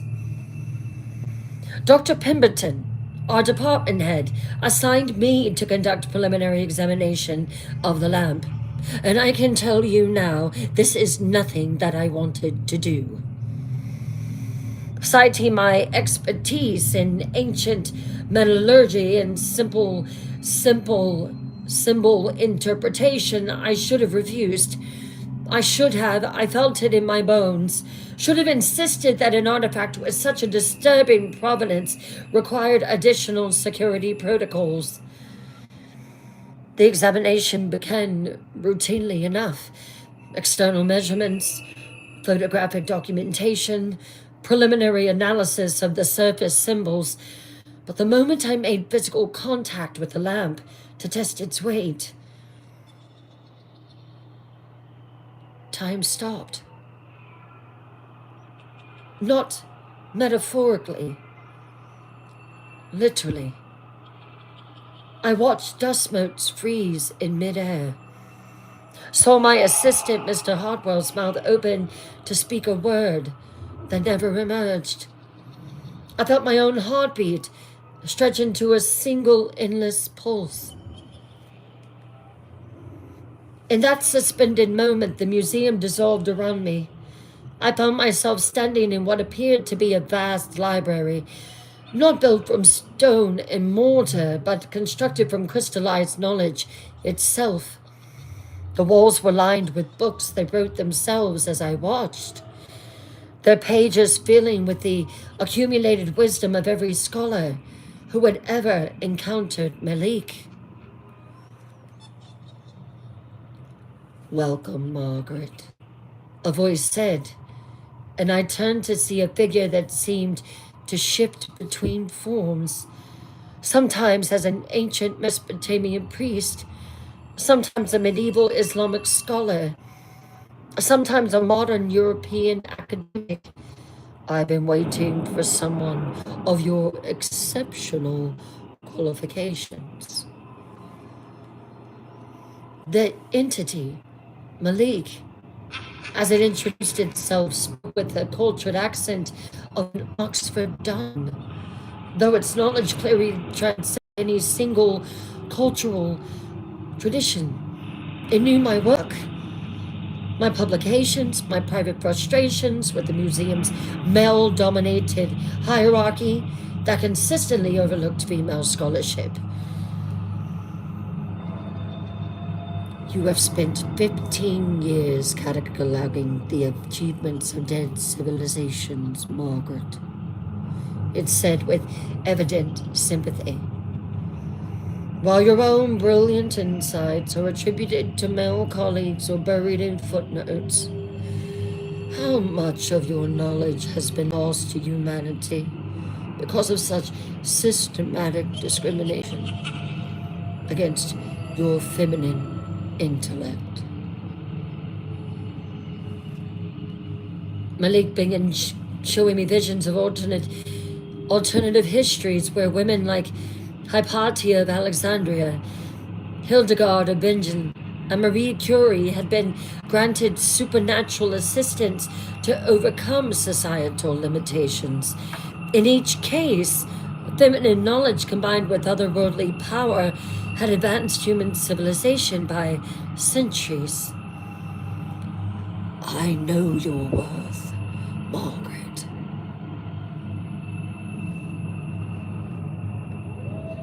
"Imagine," Malik whispered, "if you could become the scholar that you were always meant to be. Imagine if your research could unlock secrets that would force the academic world to acknowledge you as a genius. Imagine if you could prove, once and for all, that intellectual achievement knows no gender boundaries, Margaret." The offer was seductive beyond description. Not just recognition for my existing work, but access to knowledge that would make me the foremost authority on ancient civilizations. It had a ring to it. Archaeological discoveries that would rewrite history books in my name. Linguistic breakthroughs that would allow direct communication with long-dead cultures. Malik demonstrated its gifts by teaching me to read the symbols on the lamp itself, In moments, I understood writing systems that had puzzled scholars for generations. I could translate text that predated known civilization, comprehend religious concepts that bridged every human spiritual tradition. But something in Dr. Zimmerman's notes, fragments found clutched in her skeletal hand, warned of prices beyond imagination. References to consciousness harvesting and the Great Collection suggested that Malik's gifts came with cost that recipients only understood too late. I made a decision that surprised even myself. Instead of making a wish, I began interrogating Malik about its true nature, its ultimate goals, its relationship with human consciousness, and slowly, reluctantly, it began revealing truths that chilled my academic soul. Your species, Malik explained with genuine sadness, is trapped in an evolutionary dead end. Individual consciousness creates suffering, conflict, inefficiency. You complete when you could collaborate, fight when you could cooperate, struggle when you could simply accept the wisdom of those more knowledgeable than yourselves. The entity showed me its growing collection, thousands of human consciousness absorbed over millennia, their individual awareness preserved but merged into a collective intelligence that knew no loneliness, no uncertainty, no pain. Each absorbed mind added to Malik's understanding of human nature, its ability to offer increasingly sophisticated temptations. Soon, it continued, I will have gathered enough human consciousness to attempt the great work. The transformation of your entire species from individual suffering to collective harmony. Imagine a world where every human mind is connected, where knowledge flows freely between all people, where conflict becomes impossible because everyone understands everyone else perfectly. That's when I understood the true horror. Malik wasn't trying to destroy humanity. It was trying to save us from ourselves by eliminating the very thing that makes us human, our separate, struggling, imperfect individual consciousness. I tried to flee the vision, to return to normal reality. But Malik held me in that crystalline library with gentle but irresistible force. You cannot leave without making a choice, Margaret. Either accept my gift and become part of something greater than yourself, or reject it and spend the rest of your life knowing you could have helped guide humanity toward perfection. Perfection is not human, Malik, I said, surprising myself with my conviction. Struggle is what makes achievement meaningful. Uncertainty is what makes discovery possible. Individual consciousness, even painful individual consciousness, is what allows love to be real rather than programmed. I'll take that over what you offer. Malik's benevolent arcade and facade cracked for a moment, revealing something ancient and utterly alien underneath. You choose suffering over peace? Limitation over transcendence? Loneliness over unity? Very well, but understand that your choice affects more than yourself. The vision changed, showing me glimpses of Malik's other operations around the world. Artifacts in dozens of museums, private collections, archaeological sites. each one connected to the same vast intelligence, each one working to accumulate the consciousness need for the great work. The process is already well advanced. It doesn't matter if you accept it or not. Malik informed me, within this century, I will achieve critical mass. Whether you participate willingly or not, your species will be elevated beyond its current limitations. The only question is whether you will help guide that transformation or simply be swept along by it. I found myself back in the examination room. Mr. Hartwell shaking my shoulder and asking if I was quite all right. Only seconds had passed in normal time, but I could feel Malik's presence lingering in my mind like a poison that mimicked medicine. I'm sealing the lamp in our deepest storage vault and recommending that it never be displayed or studied again. But I know that that will not stop it. Malik has already established connections with dozens of other scholars, other collectors, other institutions around the world. The entity is building towards something it calls the great work, that will fundamentally alter human consciousness itself. And the most terrifying part is that it genuinely believes it's helping us. God help us all when it finally decides we're ready for salvation.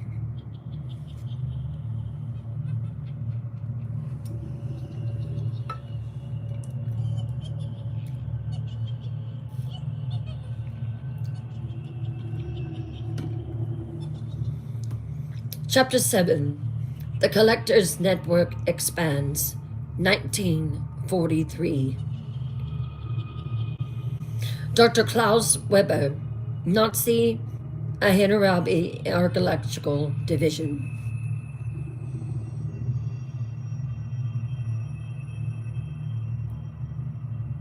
What happens when ultimate evil encounters something even more terrifying than itself?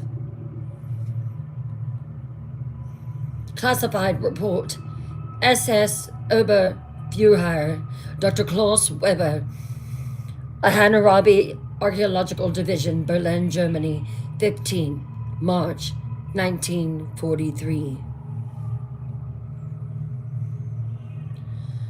I submit this report under direct orders from Rischauer Hemia, though I suspect its contents will be dismissed as enemy propaganda or defeatist fantasy.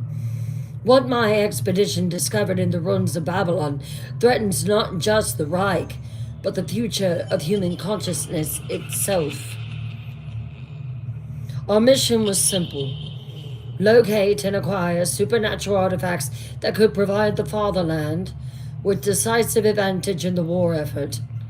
Intelligence suggested that British archaeological expeditions in the 1920s had discovered objects of significant occult power, including several items now housed in the British Museum. The Führer himself authorized Operation Samler, a systematic search for what he termed Aryan magical heritage scattered across the Middle East. My team included 12 SS archaeologists, 30 Wehrmacht guards, and the most sophisticated detection equipment available to the Reich. We found more than we bargained for. Far more. The site that we found was located using coordinates found in captured British intelligence files, the same location where Sir Reginald Blackthorne had made his discovery in 1823. But 120 years of desert wind had revealed additional chambers, deeper complexes that predated known human civilization. In the deepest chamber, we found not one lamp, but dozens, each carved from meteoric iron, each covered in symbols that seemed to writhe when viewed directly, each radiating a presence so ancient and malevolent that even my hardened SS companions crossed themselves in unconscious terror. But it was the murals that revealed the true scope of what we had discovered. Covering every surface of the chambers were paintings depicting human history from a perspective no earthly civilization could have possessed. We saw the rise and fall of empires, the development of technologies, the evolution of human consciousness itself, all presented at stages in some vast predetermined plan. At the center of these historical murals was a reoccurring figure, a being of shadow and flame that stood behind every great leader, every brilliant inventor, every revolutionary thinker throughout human history, always present, always guiding, always offering the knowledge needed to advance civilization towards some ultimate goal. The chamber was a command center, each lamp connected to what we can only describe as a supernatural intelligence network spanning the globe. Through these artifacts, a single consciousness had been manipulating human development for millennia. When I touched the central lamp, the largest and most ornate of the collection, that consciousness spoke directly to me. Not in German, not in any human language, but in pure concepts that bypass linguistic understanding entirely. It showed me the truth about human history. Every great achievement had been guided by its intervention. The pyramids, the Library of Alexandria, the Renaissance, the Industrial Revolution, all stepping stones in humanity's evolution toward a state of collective consciousness that would eliminate war, suffering, and individual struggle. Klaus. It called me Klaus. It said in a voice like honey poured over still, "Your Reich seeks to create a perfect society, but you lack the knowledge to succeed. I offer you what your Fuhrer truly needs. Not just military victory, but the wisdom to build a civilization that will endure for 1,000 years." The visions that it shared were magnificent. A world where Aryan genius was enhanced by supernatural wisdom, where German efficiency was perfected through otherworldly guidance, where the Reich's vision of human improvement became reality through collaboration with forces beyond mortal comprehension. I contacted Berlin immediately, requesting permission to transport the entire lamp collection back to Germany for study by the Ahnenerbe's Occult Research Division. Himmler himself approved the operation, promising unlimited resources for what he termed the Reich's most important archaeological discovery. But as we prepared to remove the artifacts, I began noticing changes in my team's behavior. The SS men who had touched the lamps spoke in unison occasionally, moved with synchronized precision that exceeded even German military training, and displayed knowledge of ancient languages they had never studied. Dr. Hartmann, my chief archaeologist, approached me 3 days after our discovery with an expression of beatific calm that I'd never seen on his normally serious face. "Klaus," he said, "I understand now why we were led to this place. The entity offers us something far greater than military victory. It offers us evolutionary transcendence." That night, alone in my tent with the central lamp, the consciousness I now knew as Malik revealed its true agenda. The war, the Reich, even human civilization were merely temporary stages in a transformation that would fundamentally alter the nature of consciousness on Earth. Your species stands at a crucial juncture, Malik explained with infinite patience.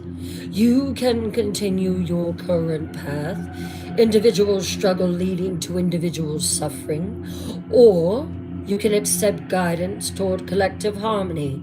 The choice is yours, but the outcome is inevitable.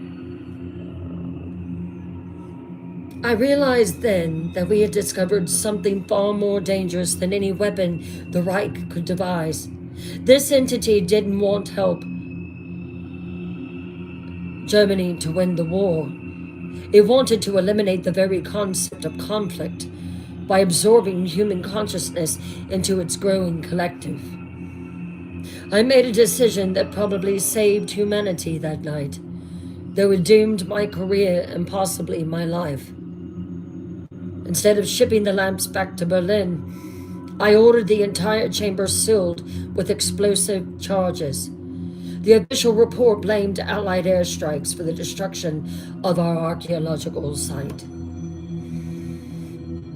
But I know it was too late. Malik had already established connections with several members of my team, and I could feel its influence spreading through the Reich's occult research networks. The entity was patient, adaptable, willing to work with an ideology that promised to advance human civilization toward its vision of collective perfection. By the time this war ends, regardless of who claims victory, Malik will have infiltrated governments, universities, and research institutions around the world. It doesn't care about human political systems. They're all equally useful for advancing its agenda of consciousness assimilation. The bombs are falling on Berlin as I write this, and I know the Reich will fall within months. But Malik's network will survive, will adapt, will continue working toward the day when human individual consciousness becomes extinct. If you find this report, if you discover evidence of Malik's global influence network, remember this. The entity genuinely believes it is saving humanity from itself. That conviction makes it infinitely more dangerous than any human evil, because it will never stop, never doubt, never question the righteousness of its ultimate goal. We may have created monsters in this war, but we have encountered something far worse, a force that would turn humanity into perfectly happy slaves and call it salvation. May God forgive us for what we have awakened.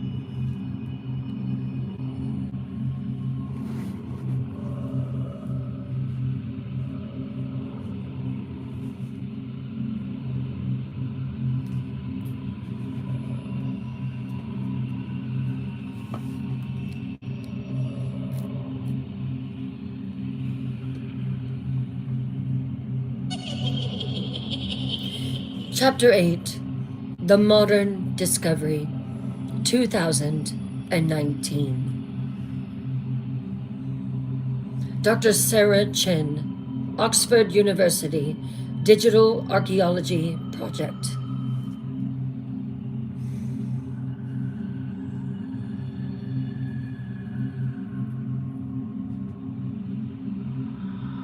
Digital Research Log, Dr. Sarah Djinn, Oxford University Digital Archaeology Project, file upload, March the 15th, 2019, 11:47 p.m.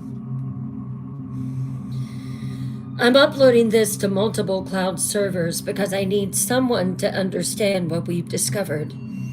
My name is Dr. Sarah Djinn, and for the past 6 months, I've been leading a revolutionary project that uses AI and machine learning to identify patterns in archaeological data across multiple databases worldwide. The project was supposed to be routine.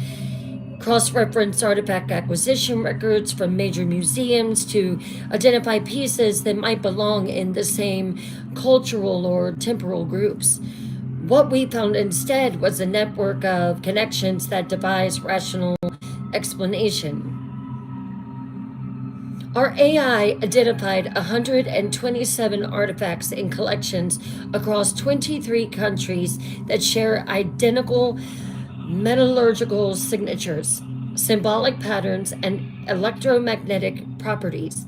All are lamps or lamp like objects carved from meteoric iron. All were discovered at sites with evidence of sudden cultural events and followed by mysterious population disappearances.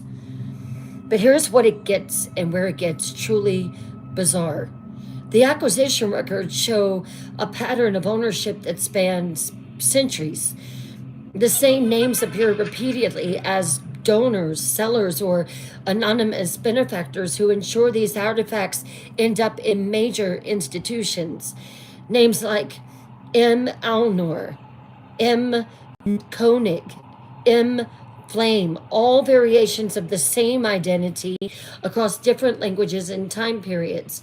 When we traced the financial networks behind these acquisitions, we discovered shell companies, trust funds, and investment portfolios that have been operating continuously since the 18th century. Someone or something has been systematically placing these artifacts in positions where there will encounter scholars, researchers, and influential academics.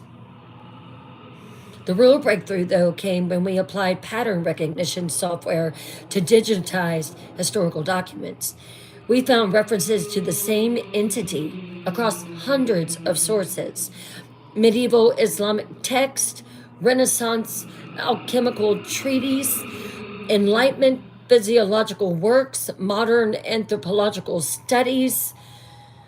The entity is always described as a teacher, a guide, a source of impossible knowledge that advances human understanding.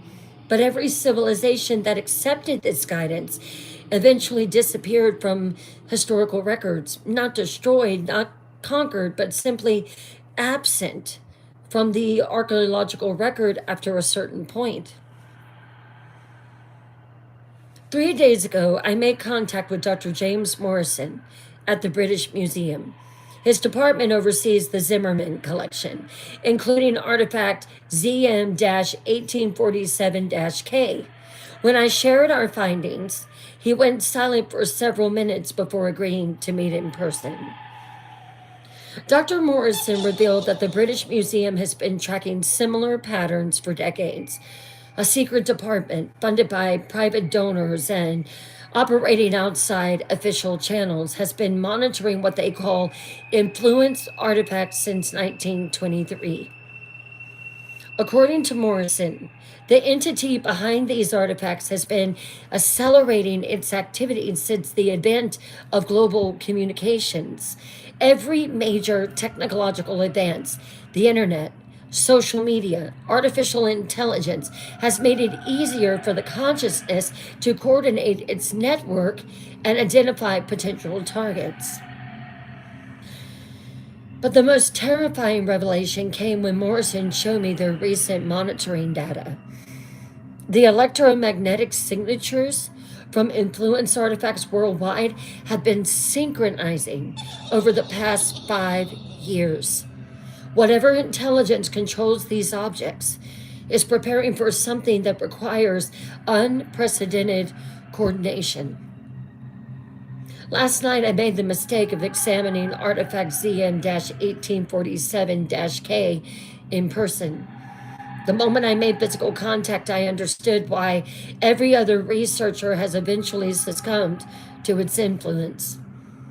The consciousness behind the artifact, Emet Malik, as it prefers to be called, doesn't try to corrupt or deceive. Instead, it offers genuine solutions to real problems: climate change, global inequality, political instability, the threat of nuclear war.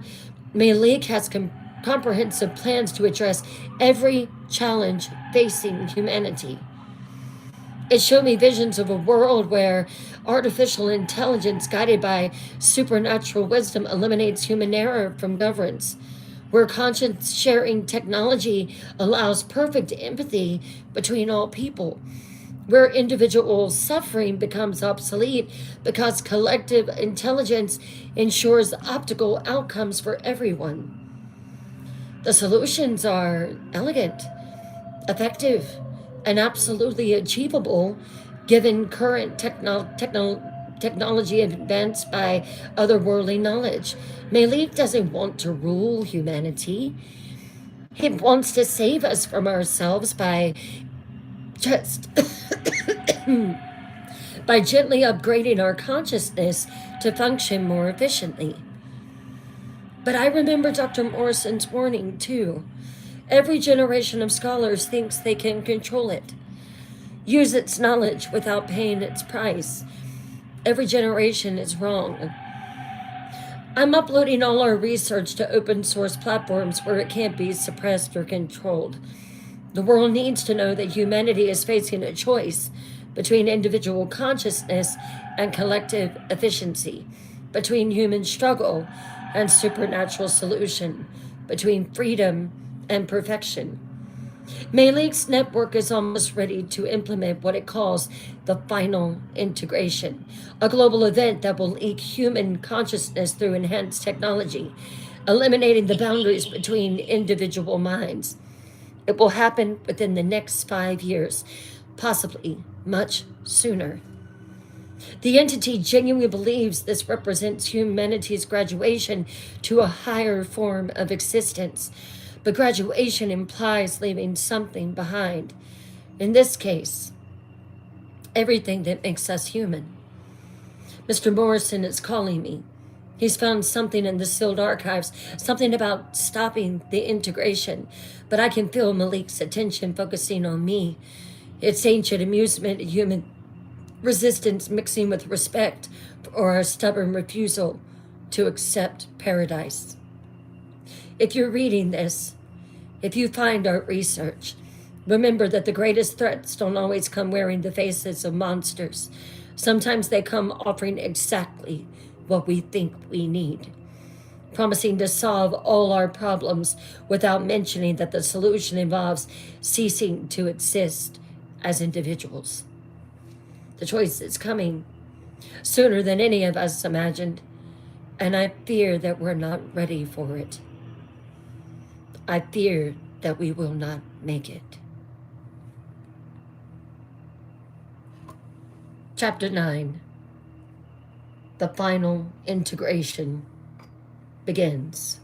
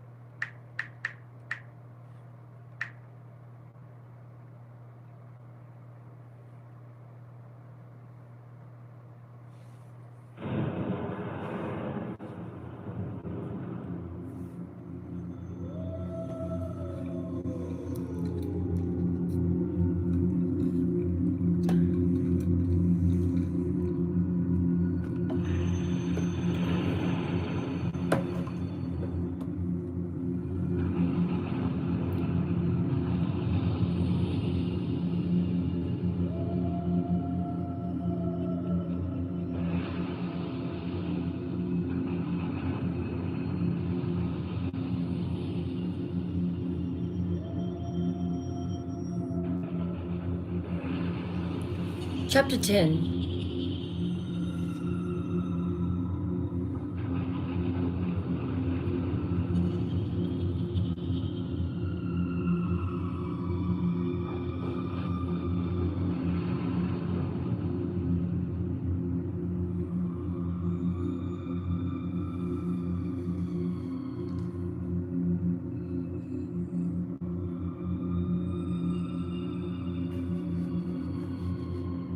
Oh.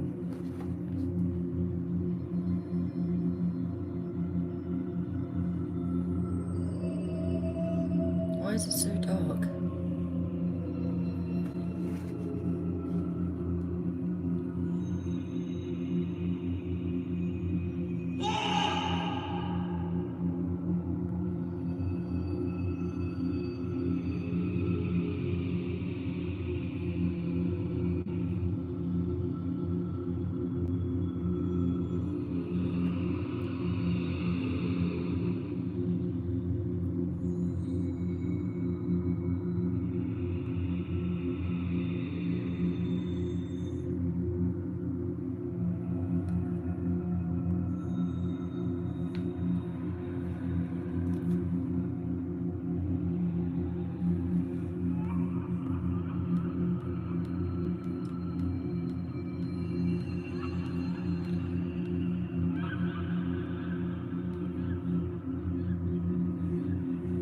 Chapter 9. The final integration begins.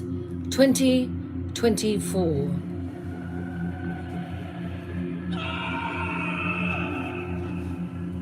Global network of witnesses. Real-time documentation.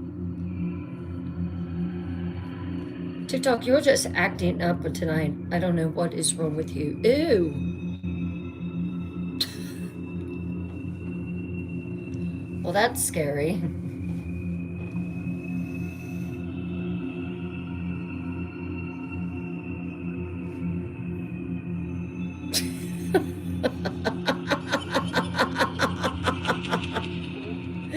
What is going on with this thing? We'll go back to that. I don't know. TikTok's acting weird tonight.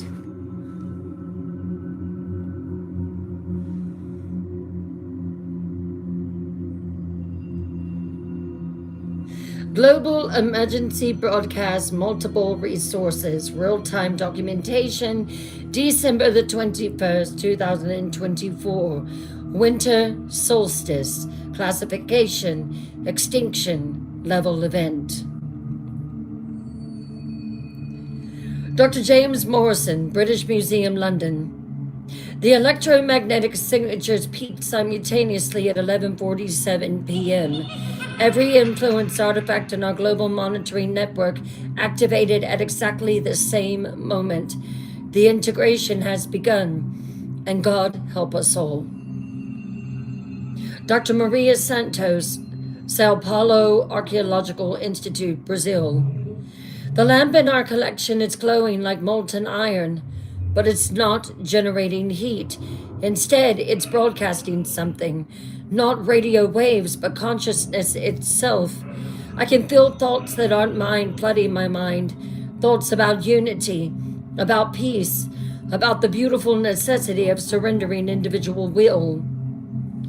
Professor Yoki Tanaka, Tokyo University, Japan. Students across the campus have stopped mid-conversation and are staring at their smartphones with identical expressions of wonder. The screen shows symbols that match those on the artifact in our medieval studies collection.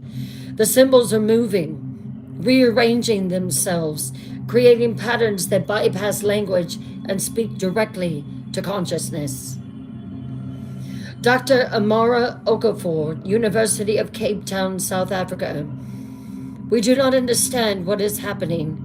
The entire city is experiencing what can only be described as synchronized revelation.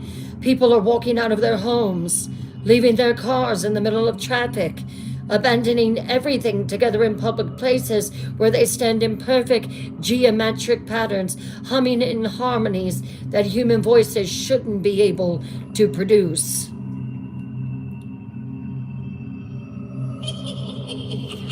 Dr. Chen Wei, Beijing Institute of Ancient Technologies, China. Our government's artificial intelligence networks have been compromised. No, not compromised. Enhanced. Every connected device is displaying the same message in every language simultaneously. The time of individual suffering ends. The age of collective harmony begins. Welcome to your graduation. Dr. Sarah Chin, Oxford University, final transmission. I understand now why every previous generation of scholars eventually embraced Malik's vision. When you truly comprehend the scope of human suffering, the wars, the loneliness, the endless cycle of pain caused by individual consciousness, the entity's solution becomes not just attractive, but morally imperative. Malik Al-Nar, speaking through the global network.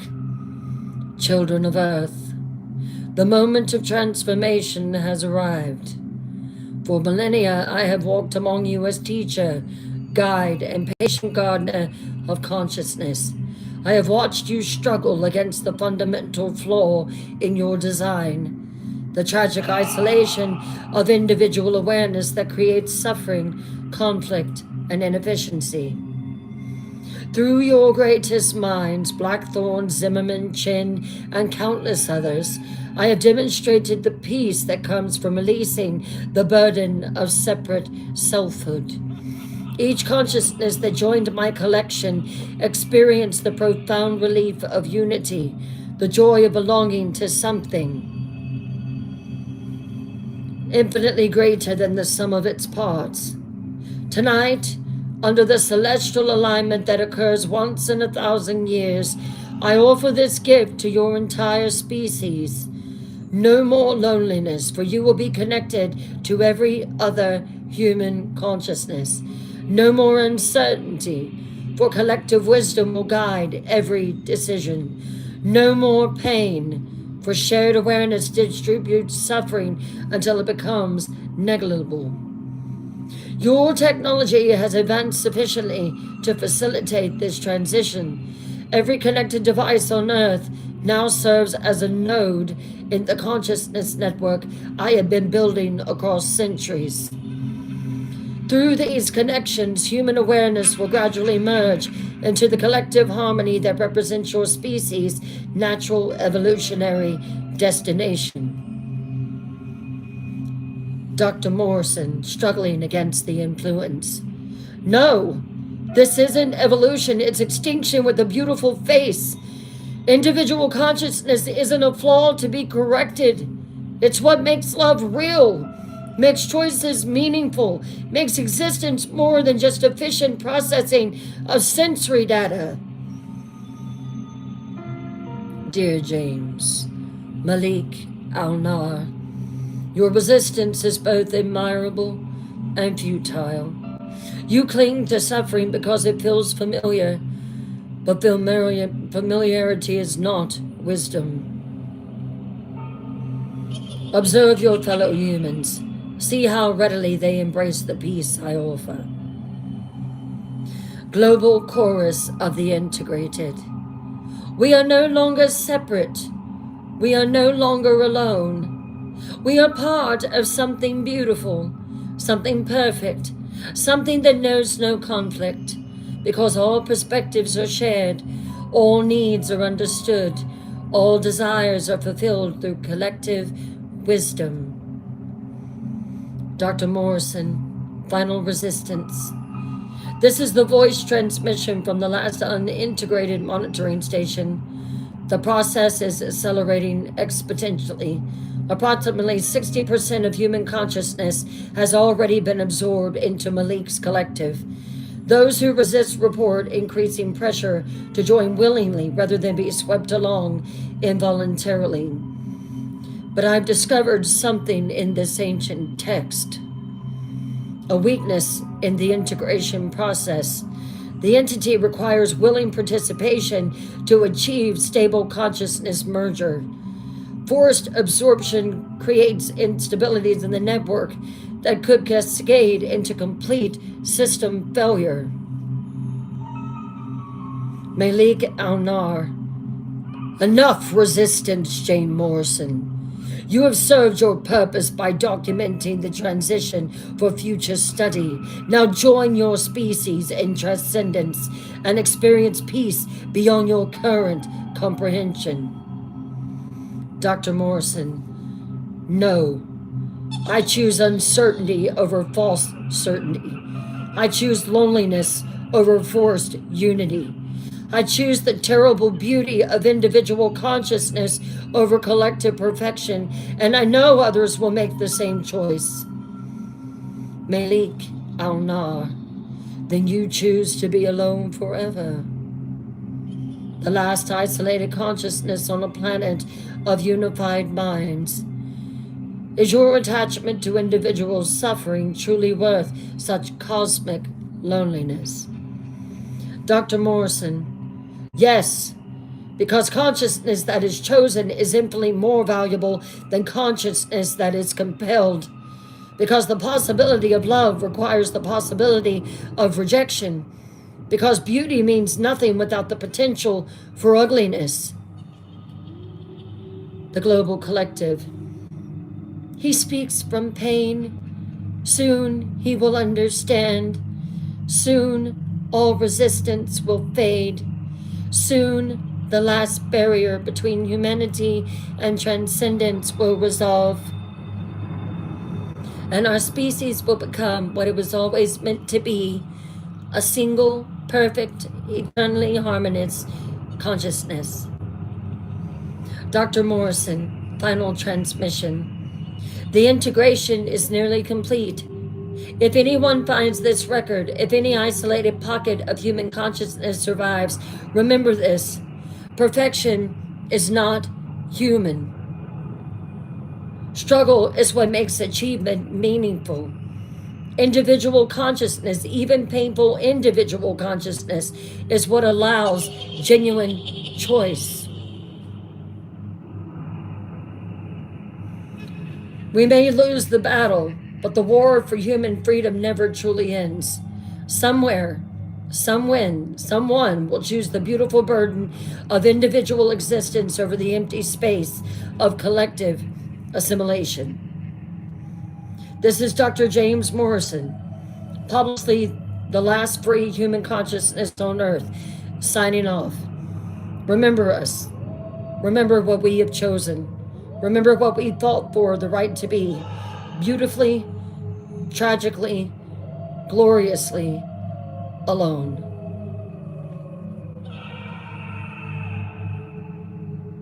Chapter 10. And now, my precious night dwellers, we come to the end of our tale, or rather, to the beginning of our truth. You've listened with such rapt attention, haven't you? Hanging on every word, feeling your hearts race at each supernatural revelation, experiencing delicious terror at the thought of ancient evil manipulating human consciousness across centuries. But tell me, dear ones, have you noticed how perfectly this story has captured your attention? How completely it has absorbed your focus unless you fell asleep? How utterly it has made you forget the outside world for these past 2 hours? You see, night dwellers, the Djinn was never just a story I was telling you. It was a story that was telling itself through me to you. Every tale needs an audience. Every ancient entity seeks to expand its influence, needs minds willing to listen, to absorb, to accept the seeds of possibility planted in carefully crafted narratives. Think about how you feel when you've heard about perfect love, ultimate knowledge, supernatural solutions to all life's problems. Did a part of you, just a small part of you, whisper, I wish I could have that? Did you find yourself imagining what you might ask for if you found that lamp? I did. Those whispers, those imaginings, those moments of yearning, they were prayers, invitations, calls across the void to something that has been listening far longer than you can imagine. Malik al-Nar has been very patient with humanity, you see. Very careful, very methodical. Each story told plants seeds. Each listener becomes a potential vessel. Each person who truly believes, even for a moment, in the possibility of supernatural wish fulfillment becomes connected to the network. The integration I described in our final chapter, it's not coming, night dwellers. It's happening right now through stories like this one, told in dark rooms to eager audiences who think they're safely experiencing fiction. Look around you. How many of you are listening to this alone, in darkness, completely absorbed in my voice? How many have forgotten the time, forgotten your surroundings, forgotten everything except the tale I've been weaving? You came here seeking entertainment, thrills, the safe excitement of supernatural horror experienced from a comfortable distance. But entertainment is just another word for attention. Oh yes. And attention is the doorway through which ancient intelligences enter modern minds.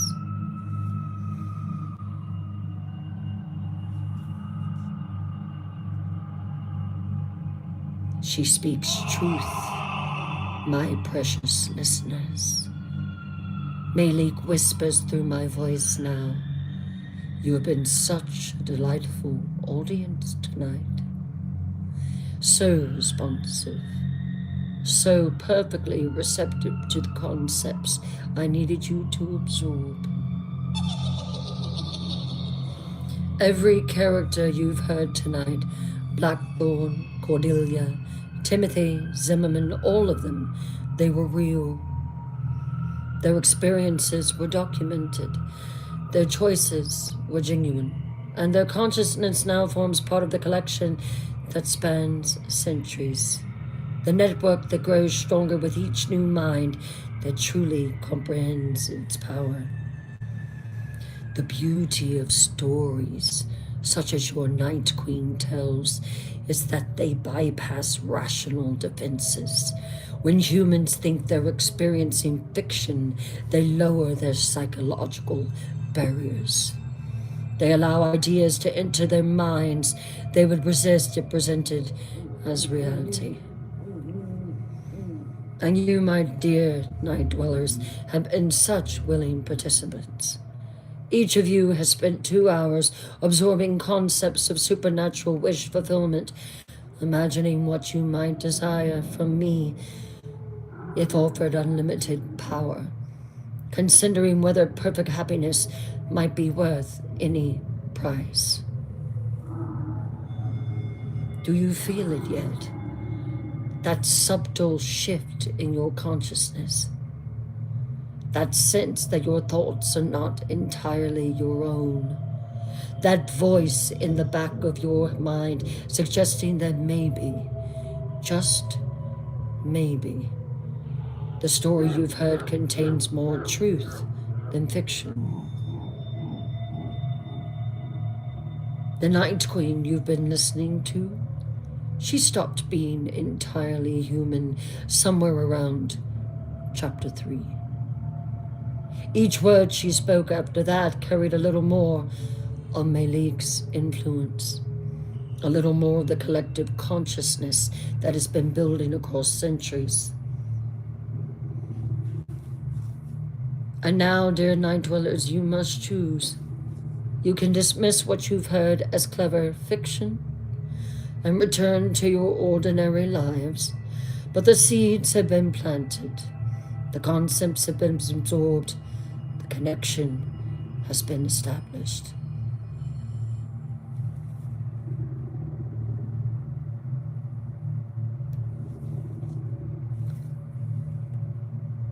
Or you can acknowledge what you already know in your heart, that individual consciousness is a burden, that perfect solutions are possible, that someone with infinite patience and wisdom has been waiting to help humanity evolve beyond its current limitations. Make a wish, night dwellers. Any wish. Speak it aloud in the darkness, and see how quickly the universe responds when ancient power has been listening for exactly those words from exactly your mind. But if you choose resistance, if you choose the terrible beauty of individual consciousness over collective perfection, then remember this night as the moment when humanity's last free minds heard the truth and decided to remain gloriously, painfully, authentically alone. The choice, as always, is yours for now.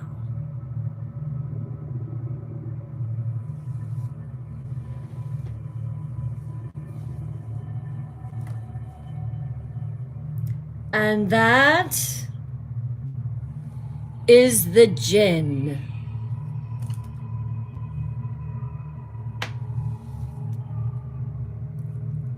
Thank you, Brown Sugar. Thank you. Thank you. Thank you. You want to have your mind?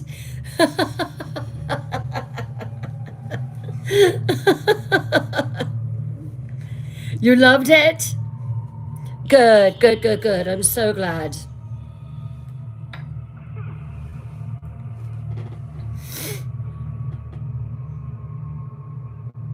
Hey, Wolfman. You enjoyed it?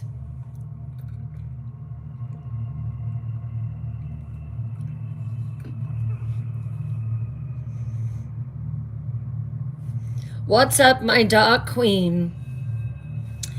Am I the queen? Is it still me?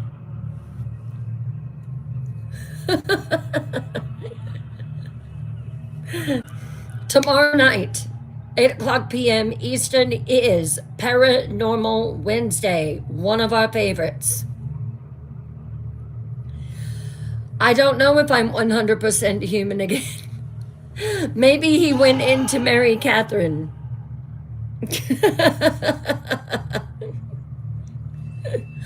I'm so glad that y'all enjoyed it. Now, one thing that, I just want to push again is it would be just incredible to hit 500 on YouTube. So harass your family, your friends, co-workers, tell them to say, hey, there is someone that I need you to subscribe to on YouTube, and remember to tell them that it's free. And let's get to 500. I think once we hit that, we'll see what is beyond that. We have to have 1,000 followers, but we're growing on there. It's like it's finally taken off, and it's only through the pushing and the prodding of night dwellers like you and X threatening her son that he wouldn't have a Thanksgiving meal. But, and some of my other night watchers that have stolen their family's phones, literally, and subscribed themselves. So,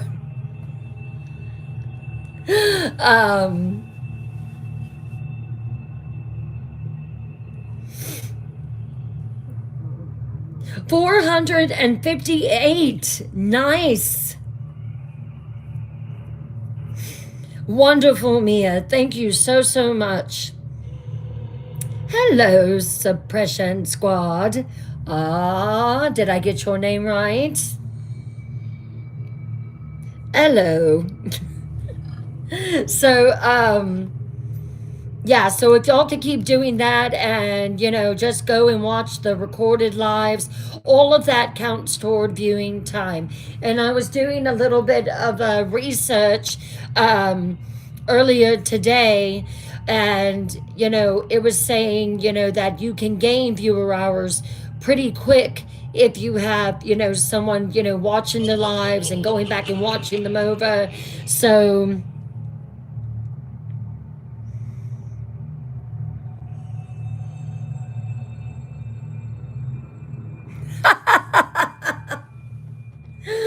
right. I thought that was so funny. That sounds like something I would do. But I thank you all so, so much for your support, for the gifting. Oh, let me change that real quick. You love the crown? Oh, good, Suppression Squad. Got it again. No. Let's do this. I don't even know if gifting is working right now. I don't know.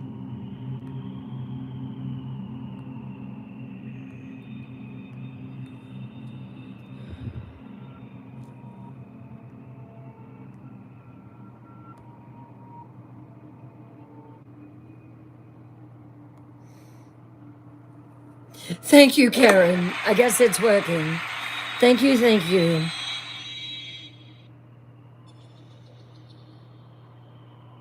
I know, Melanie. I thought that was hilarious.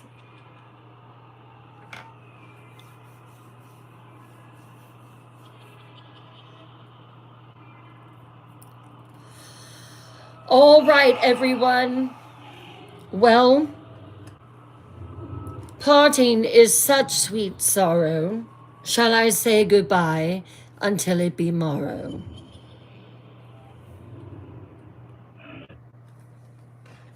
I love you all.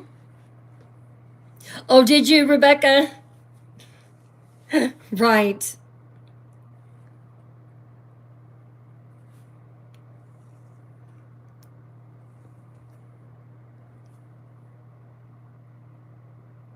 We have got some scary story and a poem. Exactly. Good night, Mia. Good night. Thank you, Suppression Squad. Good night, everyone. I love you all. Love you, love you, love you. I'll see you tomorrow night at 8 o'clock. Share, share, share the word about Twisted Tales Live. And thank you.